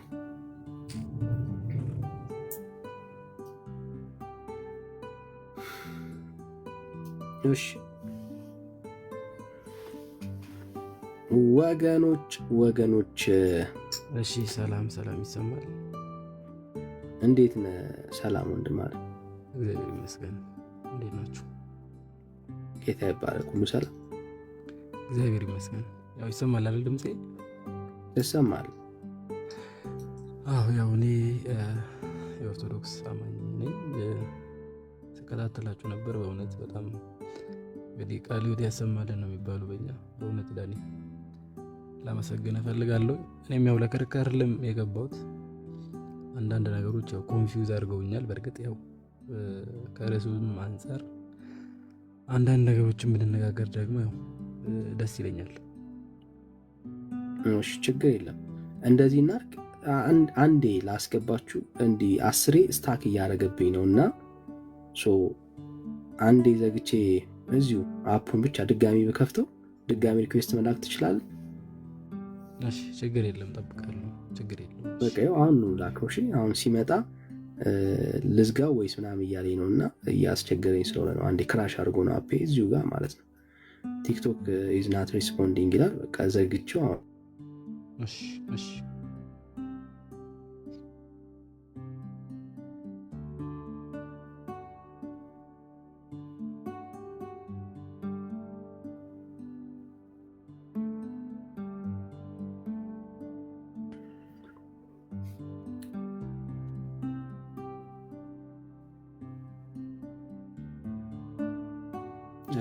መጣችሁ? እሺ አሁን መቀጠል ይቻላል? ያፕ እንችላለን። እሺ ያው ከርዕሱ መሰለኝ ያው እኔ መነሳት የፈለኩት ቅድም በቅዱስ ቁርባን ላይ የተነሱም አንዳንድ ጥያቄዎች አሉ። ከመጽሐፍ ቅዱስ አንፃር ያው እነሱንም ለማየት እንሞክራለን። ያው ኢየሱስን አምናችሁ አቤት ኤፊ የሚውታት እሺ ጌታችን መድኃኒታችን ኢየሱስ ክርስቶስን በማመናችሁ ምክንያት ምን አገኛችሁ የሚል ጥያቄ ነው መሰለኝ ርዕሱ። እንግዲህ እንዳንድ እኔ ኦርቶዶክስ አማኝ ክርስቶስን በማመን ምክንያት ምን አገኘ ብለህ ብትጠይቀኝ አንድ ነው፣ ድህነት ወይም ደግሞ የዘላለም ሕይወትን አግኝቻለሁ። ይህም ደግሞ ከመጽሐፍ ቅዱስ ማስረጃ አንጻር በዚህ በዮሐንስ ወንጌል ላይ አንድ ቅዱስ ቃል አለ ምዕራፍ 3 ቁጥር 17 እንደዚህ እናድርግ ማስረጃ ስለ ትነግረኛለህ፣ ምክንያቱም የማምንበትን ነገር እንዳላደክም ማለት ነው። እሺ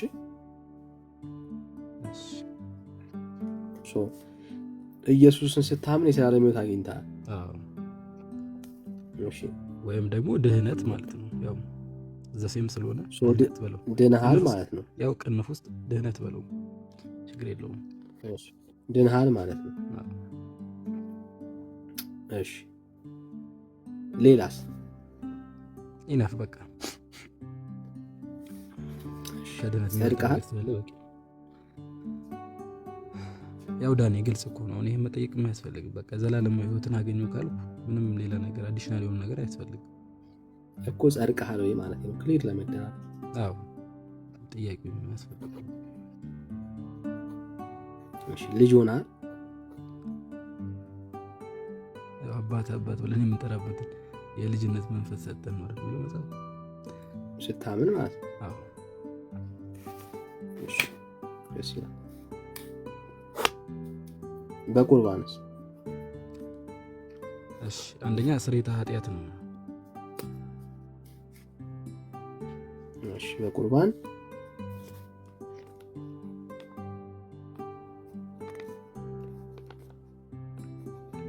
እሺ ሌላ ዘላለማዊ ሕይወትን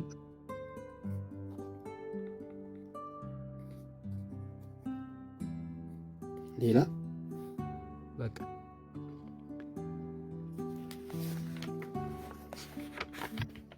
እሺ በጥምቀት እሺ ዳግም ተወልጃለሁ። ልጅ ሆነሃል። ሌላ ስርየተ ኃጢአት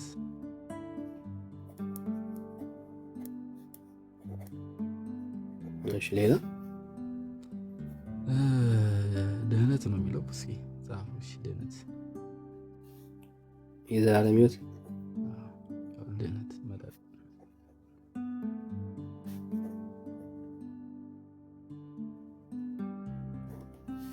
እሺ እሺ ጨርስ በቃ ጨርስ። እሺ አሁን ክሊር እንድንረዳዳ ማለት ነው። ለአንተ ቁርባን ነው ወይስ እምነት ነው የቀደመው?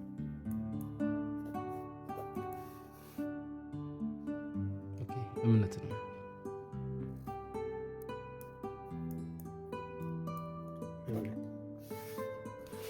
እሺ ጥምቀት ነው ወይስ ቁርባን?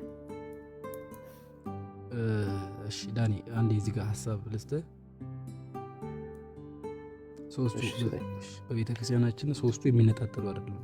ነገራችን ላይ እምነትና የምግባር የምንለው አለ። እምነትን በተግባር በምገልጥበት ሰዓት በጣጥለ የምትናገራቸው ነገሮች አለ። ባመን ቅስፈት ጥምቀትም ቁርባንም አንድ ጊዜ ነው የሚፈጸምልን። ተዋቶሽ የማይሆን ነገር አልናገርም። ማላውቀውን ነገር ለማወቅ ነው የመጣሁት እኮ።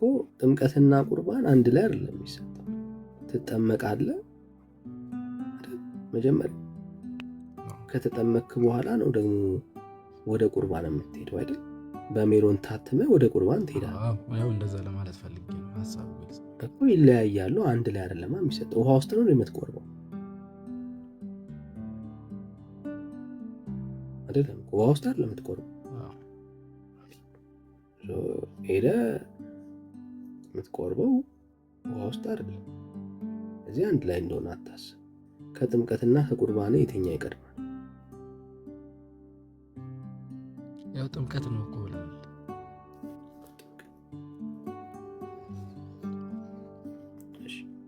ከእምነትና ጽሁፌ ካልተነበበ ደክሞኛልና ለዛ ነው።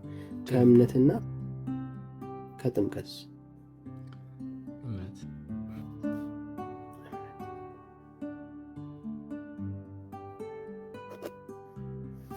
ስለዚህ በፕሮሲጀር ስናስቀምጠው አንደኛ እምነት፣ ሁለተኛ ጥምቀት፣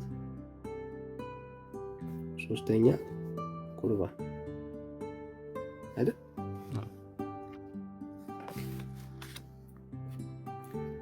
በኦርቶዶክስ ሰው የሚድነው ስንቴ ነው? አንዴ።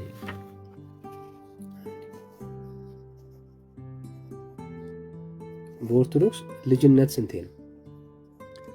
አንዴ። በኦርቶዶክስ የዘላለም ሕይወት ስንቴ? አንዴ።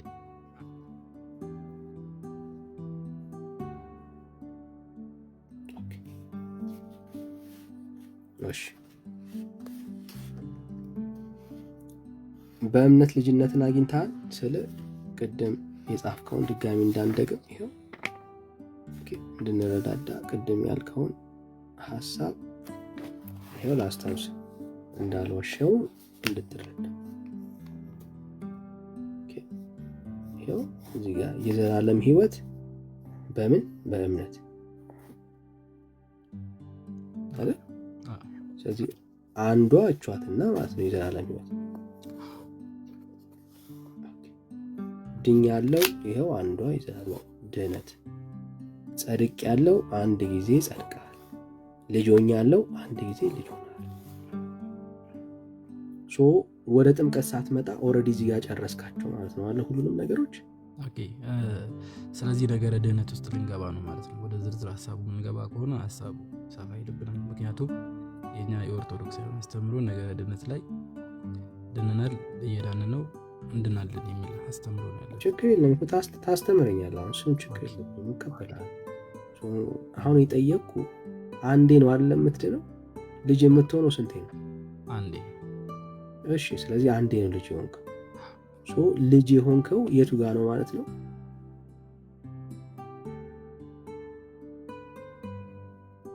እኮ በእምነት አይደል? እኮ እምነት ጋር ማለት ነው። ገና ሳትጠመቅ ልጅ ሆነሃል ማለት ነው ኢየሱስን ስታምን።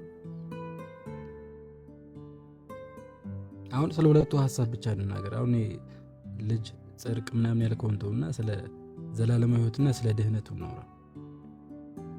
አትወስነኛ ብራዘር። አሁን ልጅ የሆንከው አትመርጥልኝ ብራዘር። እኔ ነኝ የምመርጥልህ፣ አንተ እኮ አይደለም። እንድንረዳዳ ነው ያው እያደረኩ ያለው። ሁሉም ያው ለምሳሌ ዘላለማዊ ሕይወትን አገኘው እነሱ ውስጥ የሚጠቃለሉ ስለሆነ ይሄ የሚያከራክር ጉዳይ አይደለም። አንዴ ዳኒ በእምነት ልጅ አልሆንኩም በለኝና ልሰርዘው ችግር የለም እኮ ይኸውልህ ጽድቅም ያልከው በለኛ በቃ ቀላል እኮ ነው። በልጅነት በእምነት አላገኘውም በለኝና ልሰርዘው ችግር የለም ነው። እንደዛ አላልኩም። መጀመሪያ አዳምጠኝ። እኔ ዘላለማዊ ሕይወትን ሳገኝ አንተ ጥያቄ አትመርጥ። ምንም ማብራራት አያስፈልግም። አይ ቆይ አንተ ሀሳብ ስለገባኝ ነው። ሀሳብ ስለገባኝ ነው። እኔ ዘላለማዊ ሕይወት እኔ ሳላወራው የኔ ሀሳብ ሊገባ አይችልም። ጋይ ገብቶ አንተ ነህ አይደለም እኔ ነግሬሃለሁ። ልከራከር አይደለም ልማር ነው የመጣሁት። እኔ ምንም በለኝ እኔ አንተ አይደለም። እኔ አንዴ አዳምጠኝ። አንድ ሰው ዘላለማዊ ሕይወት አገኘ ማለት ያንተን ሀሳብ ለምን ላውራለህ ትለኛለህ?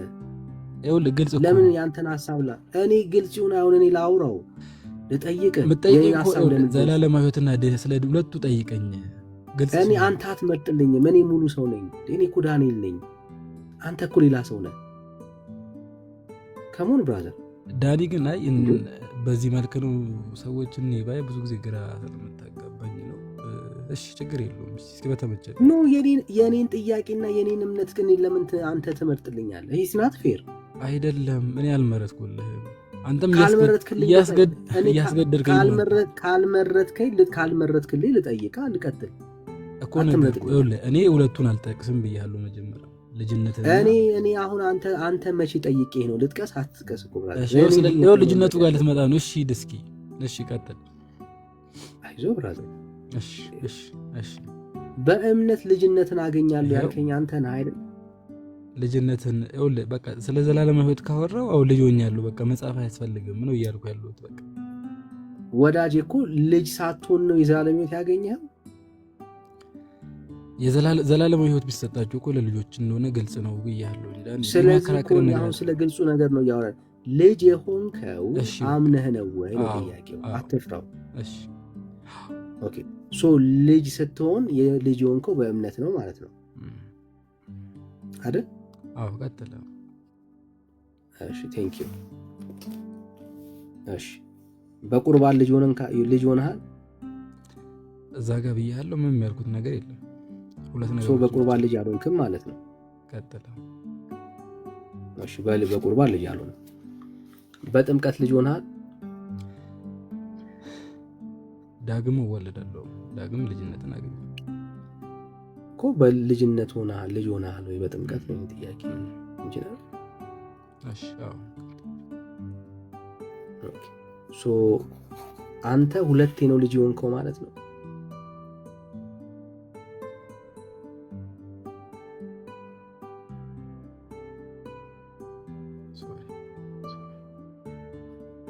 አንተ ሁለቴ ነው ልጅ ሆንከው ማለት ነው። እሺ አሁን መናገር እችላለሁ? እየጠበኩ እኮ ነው ያለሁት። ዳይሬክት የሆነ መልስ አትጠይቀኝ። አይ ነው እምነትህን የጠየቁ። ሁለቴ ነው ወይ ልጅ የምትሆነው? ይኸው ቅድም ብያለሁ። ቤተክርስቲያናችን አስተምሮ መጽሐፍ ቅዱስን መሰረት አድርጋ የምትናገረው ነገር የምታስተምረው ነገር አለ። ድህነትን ስትናገር ቅድም እንደነገርኩ ድነናል፣ እየዳንን ነው፣ እንድናለን ብላ ነው የምታስተምረው። ስለዚህ መጽሐፍ ቅዱስ ላይ እኔ ሳልሆን ቅድም ልክ አንተ እንዳልከው መጽሐፍ ቅዱስ ስለ ድህነት ሲናገር ምንድነው የሚለው ምንድነው የሚናገሩ የሚለውን ነገር ማየት ጥሩ ነው ብዬ አስባለሁ። በመጀመሪያ ደረጃ ወድኛለሁ፣ ዘላለማዊ ሕይወትን አግኝቻለሁ። መዳን በነገራችን ላይ በድህነት ነው በራሱ የሚጀመረው። ድህነት ራሱ ያው ለምን የጠየቁን ጥያቄ ትተህ ሌላ ያልጠየቁን እንደምታወራ አልገባኝም እኮ። እያብራራሁልህ እኮ ዳኒ። እኔ አብራራልኝ መቻልኩ። ኦኬ ጥያቄን አልሰማኝም? ይኸውልሽ እሺ ጥያቄን ሰምቻለሁ። በቃ አንዴ ዘላለማዊ ሕይወትን አግኝተሃል ወይም ደግሞ ልጅነትን አግኝተሃል። ስለዚህ ዳግመኛ ሁለተኛ ልጅነት ወይም ዘላለማዊ ሕይወት አለ ወይ ነው አይደል ጥያቄ? ሁለቴ ነው ወይ ልጅ የምትሆነው?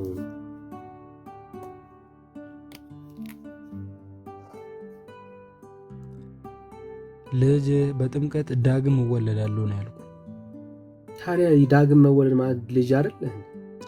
ሰው መጽሐፍ ቅዱስ ነው የሚለኝ እኔ አይደለም እኮ ያልኩት።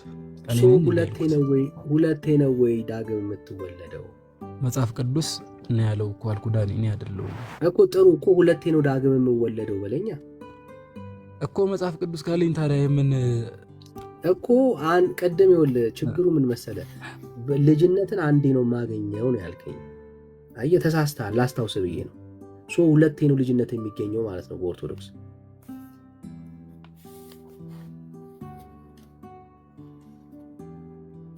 ተሳስቼ ነው ልጅነት ሁለቴ ነው የሚገኘው ወለ ተሳስቼ ነው አይደለም። ለምንድን ነው የምትሳሳተው? መጽሐፍ ቅዱስ ካልተሳሳት አንዴ ነው አትበለኛ። ለምን አንተ ይሄው ስትጠመቅ ልጅነት ታገኛለህ፣ ኢየሱስን ስታምን ልጅነት ታገኛለህ። ስለዚህ በእምነት ብቻ ነው ማለት ነው። በእምነት ብቻ አላልኩም፣ አሉን የሚል ቃል አልወጣኝ። በእምነት ብቻ ሰው ልጅ ይሆናል አላልኩም። በእምነትና በእምነት ብቻ ብቻውን እንደሆነ ላሳይ። ችግር የለም። በእምነት ብቻ የሚል ቃል ካለ እሺ አሳይ። ብቻ የሚል ቃል ካለ አሳይ። እሺ ሳትጠመቅ ይሄው ሁሉንም ያየነው እምነት መቼ ሳትጠመቅ፣ ጥምቀት መቼ ሳትቆርብ። አየህ ከፋፍለን ያየናቸው። ይሄ እምነት ከጥምቀት በፊት፣ ይሄ እምነት ከቁርባን በፊት፣ ይሄ ጥምቀት ከእምነት ቀጥሎ፣ ይሄ ጥምቀት ከቁርባን በፊት። እንዲህ ነጣጥለን ያየነው። የሐሳብ ለውጥ ካመጣ አሁንም እኔ ቀይራለሁ፣ ችግር የለብኝም። ኖ ምንም የሐሳብ ለውጥ የለም። ካላመጣ ኢየሱስን ስታምን ከመቼ ከጥምቀት በፊት ልጅ ሆነሃል ወይስ አልሆንክም?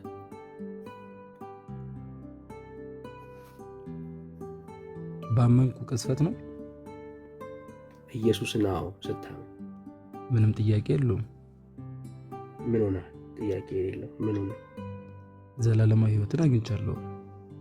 ልጅ ሆነሃል። ልጅ ሆነሃል። እሺ ይኸው ጻፍ። እዚህ ጋር ገና አልተጠመቅም። አሁን ጥምቀት ጋር መጣ። ስትጠመቅስ ልጅ ትሆናለህ? መጽሐፍ ቅዱስ ነው የሚለኝ። ስለዚህ ልጅ ትሆናለህ ወይ?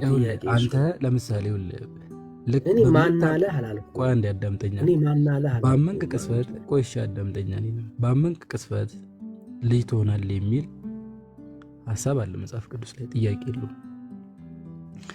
በተጠመቀ ቅስፈት ይላል መጽሐፍ ነው የሚለው፣ እኔ አይደለም ያልኩት። ስለዚህ ሁለቱን ማስታረቅ የሁለታችን ስራ ይሆናል። ሁለቴ ነው ልጅም ሆነው በለኛ።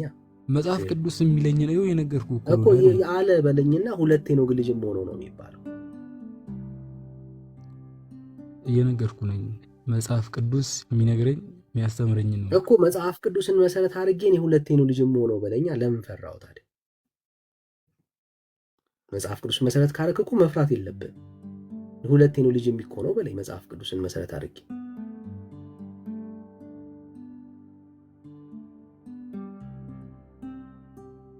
መጽሐፍ ቅዱስን የያዘ ሰው እኮ መፍራት የለበት። ሁለቴ ነው ልጅ የምሆነው በለኝ። እኔ ሁለቴ ልጅ ሆናለሁ ሳይሆን ዳግም እወለዳለሁ ነው ያልኩት እኮ። ዳግም መወለድ ማለት ልጅነት አይደል? እኔ ጋር ልጅ ያልከው ምንድነው? እዚህ ጋር ልጅ ነኝ ያልከው ታዲያ ማን ነው? የአባትና የእናት ልጅ ነው እንዴ ያልከው? ልጅ መወለድ ዳግም መወለድ አይደል እንዴ ልጅነት ያልከው እኮ? ይሄን ሌላ አይነት ልጅነት አለ እንዴ? ይሄን ሐሳብ ነው ጥምቀቱ ላይ የምታገኘው። አንድ ያላመነ ሰው ስለማይጠመቅ ለዛ እኮ ነው ግራ ይገባኝ። ሰው ያላመነ ሰው ሲጀመር አይጠመቅም አይደል? ያላመነ ሰው ይጠመቃል እንዴ? ሁለቴ ነው ወይ ዳግም የምትወለደው? ጥያቄ እሱ ነው። ዳግም ተወለድ ይለኛል እኮ። ሁለቴ ሰው ሁለቴ ነው ዳግም የሚወለደው? መጽሐፍ ቅዱስ የሚናገር ከስጋ የተወለደ ስጋ ነው አይደል? ከመንፈስ አዎ እኮ መጽሐፍ ቅዱስ መሰረት አድርገህ ለምንድን ነው ሁለቴ የተወለድኩት ለምን ነው ማትለኝ? ለምን ፈራ? መጽሐፍ ቅዱስ ካለለ ካዘዘ መጽሐፍ ቅዱስ ለምንድን ነው እሱ የእግዚአብሔርን ቃል የማትከተለው? አዎ ዳኒ ሁለቴ የተወለድኩት በለኝ። ለምን ትፈራለህ? እየነገርኩህ እኮ ነው ዳኒ። እየነገርከኝ አይደለም? እየነገርኩ ነው እንጂ። ይሄው ተወለድኩ የምትለው ይሄው ልጅነትን አገኘው የምትለው አንድ ጊዜ ኦኬ፣ አንድ ጊዜ ነው ልጅነትን አገኘው እያልከኝ ያለው።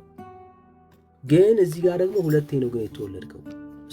ስታምን ትወልዳል፣ ከዛ ደግሞ ስትጠመቅ ትወልዳል።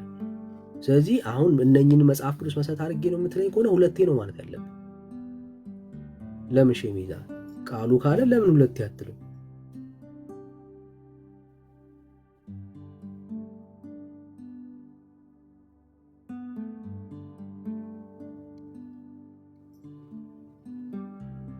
ዳግመኛ መወለድ ብያለሁ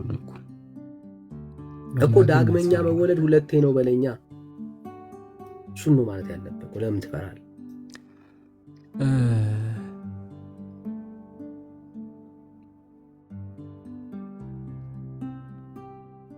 ሐሳቤ ግልጽ አይደለም? ግልጽ ነው እንጂ ማለት ከበደ እንጂ እኮ ሐሳቤ ግልጽ ነው። ሁለቴ እንደተወለድክ ነገርከን። ዳግም ሁለቴ እንደተወለድክ ነገርከን። በቁጥር ስንቆጥረው ሁለቴ። እኔ አይደለም የነገርኩ መጽሐፉ ነው።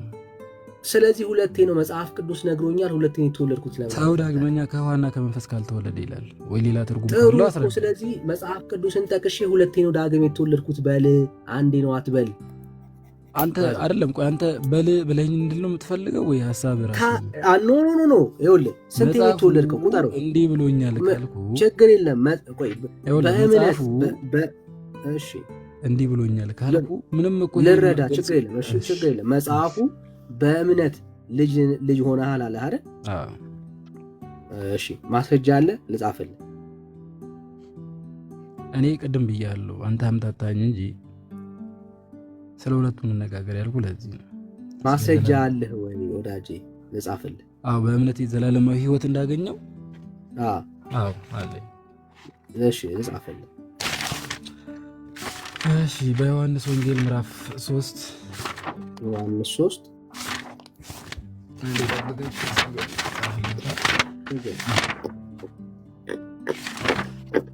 14 ቁጥር 14 ላይ ቁጥር 14 እሺ ጥሩ።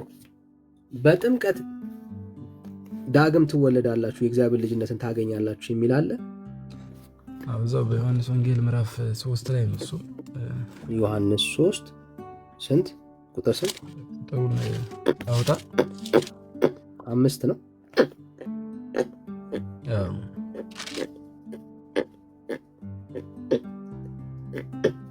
ሶሪ ጋይስ 5 ነው። እሺ 5። እሺ ውሃ ውስጥ ገብተህ ነው የምታምነው? ምን አልከኝ? ውሃ ውስጥ ገብተህ ነው የምታምነው? ውሃ ውስጥ ገብተህ ነው ምን ወይ የምታምነው? ልትጠመቅ ስትል ነው የምታምነው?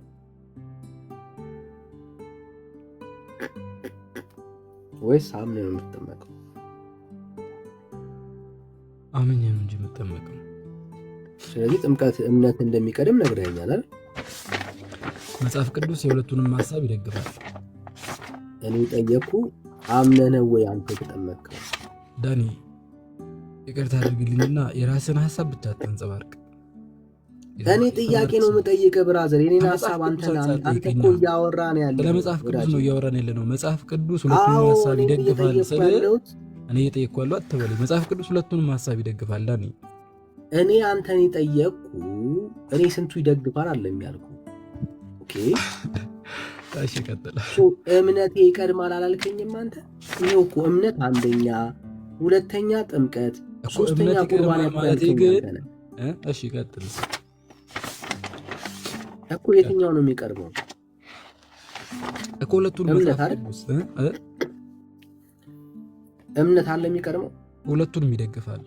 ጥምቀትን ማስቀድሞ እምነትን ያስከትላል፣ እምነትን ማስቀድሞ ጥምቀት። ሁለቱንም የሚደግፈው መጽሐፍ ቅዱስ ጥቅስ ስጠኝ ካልከኝ ልስጥ። ስለዚህ ሰዎች መጀመሪያ ተጠምቀው ከዛ ያምናሉ እያልከኝ ያለው? ችግር የለውም። እስኪ መጽሐፍ ቅዱስ ብናይ አይሻልም ነው እያልከኝ ነው ወይ ያለው? መጽሐፍ ቅዱስ እንደዛ ስለሚል አዎ። ስለዚህ ኦኬ በደንብ ስሙት። አሁን ያለኝ እንደሱ ሲሆን ደስ የሚለው። እሺ መጀመሪያ ሰዎች ዳኒ በመጀመሪያ ደረጃ እኔ ልማር ነው የመጣሁት። ቆይ ብራ አይ አይደለም፣ እሱን ድራማ ነው ለመማር የመጣ ሰው እንደሱ ያወራ። እሺ አሁን በቃ ችግር የለውም። በቃ ዝም ብዬ ልስማ አስተምረኛ። አይ ምንም አይደለም ብራዘር። እና ሰዎች መጀመሪያ ተጠምቀው ከዛ ያምናሉ እያልከኝ ያለው? አዎ ዳኒ። እሺ ማስረጃ ስጠኝ። እሺ መጀመሪያ አምነው እንደሚጠመቁ ማርቆስ 16:16 ነው የሚናገረው። እኔ አሁን ተጠምቀው እንደሚያምኑ ማስረጃ ስጠኝ ያልኩህ። ተጠምቀው አንተ በፈለግ ብቻ አይደለም፣ መጀመሪያ አዳምጠኝ። እኔ ጥያቄ ይሄ ነው። አሁን ብራዘር ያልጠየቅኩን ነገር አንተ ብቻ ነው የምትጠይቀው። የጠየቁ አይዞ ብራዘር፣ ውይይት እንደዚህ ነው። ሁለቱም አሉ ያልከኝ አንተ ነህ። ስለዚህ እኔ ጥያቄ የፈጠረብኝ ይሄ ነው። ተጠምቀው ያመኑ ሰዎችን አሳየኝ፣ ማስረጃ ስጠኝ። እሺ ማቴዎስ ወንጌል ምዕራፍ 28 ቁጥር መጨረሻ አካባቢ። እሺ ማቴዎስ 28 ቁጥር ስንት ጀምረን?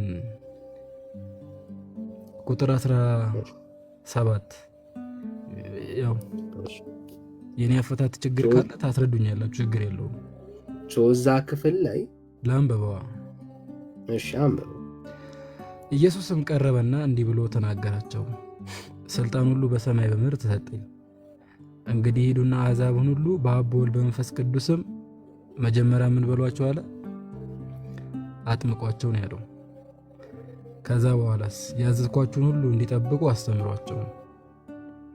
መጀመሪያ ምን በሏቸው? እያጠመቃችኋቸው ያዘዝኳችሁን ሁሉ እንዲጠብቁ ደግሞ። ምክንያቱም እምነት ከመስማት ነው መጽሐፍ ቅዱስ። አንድ ሰው ሳይማር ማመን ስለማይችል ቅድሚያ በአብ በወልድ በመንፈስ ቅዱስም አጥምቁ አላቸው። ከዛ በኋላስ ያዘዝኳችሁን ሁሉ ደግሞ እንዲጠብቁ እያስተማራችኋቸው ደቀ መዛሙርቴ ያድርጓቸው። እነሆ እኔ እስከ ዓለም ፍጻሜ ድረስ ሁልጊዜ ከእናንተ ጋር ነኝ ይላል። ስለዚህ እኔ ተሳስቼ ከሆነ አስረዳኝ። እሺ ቤተክርስቲያን እንደዚህ ነው የምታምነው? እንዲህ ነው የምታምነው ሳይሆን መጽሐፍ ቅዱስ ነው። እኔ ቤተክርስቲያን እንዲህ ነው ወይ የምታምነው ነው ያልኩት ወዳጅ። እንዴት ላስረዳ በጌታ ቤተክርስቲያን እንዲህ ነው ወይ የምታምነው?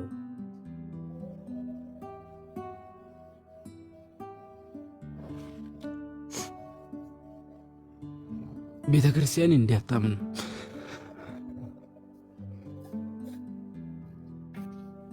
ቤተክርስቲያን በማታምነው ላይ ጊዜ አላባከን። እሺ፣ ስለዚህ መጽሐፍ ቅዱስን አስረዳኛ። እሱ ነው ጥያቄ። ምን ለማለት ፈልጎ? አይ ቤተክርስቲያን እንደምትል ሰዎች ይህንን ቃል እንድትረዳው የቃላት ሐሳብ እንደሆነ እንድትረዳው አንድ ላሳይ እንድትረዳው ማለት የቤተክርስቲያን ይህንን ክፍል እንደሱ ብላ አትፈታው። የቤተክርስቲያንን አንድምታ አውጥቼ አሳያለሁ ከፈለግ። መልካም፣ ቤተክርስቲያን ችግር የለውም። ይሄንን ወይ ስሜት ያለው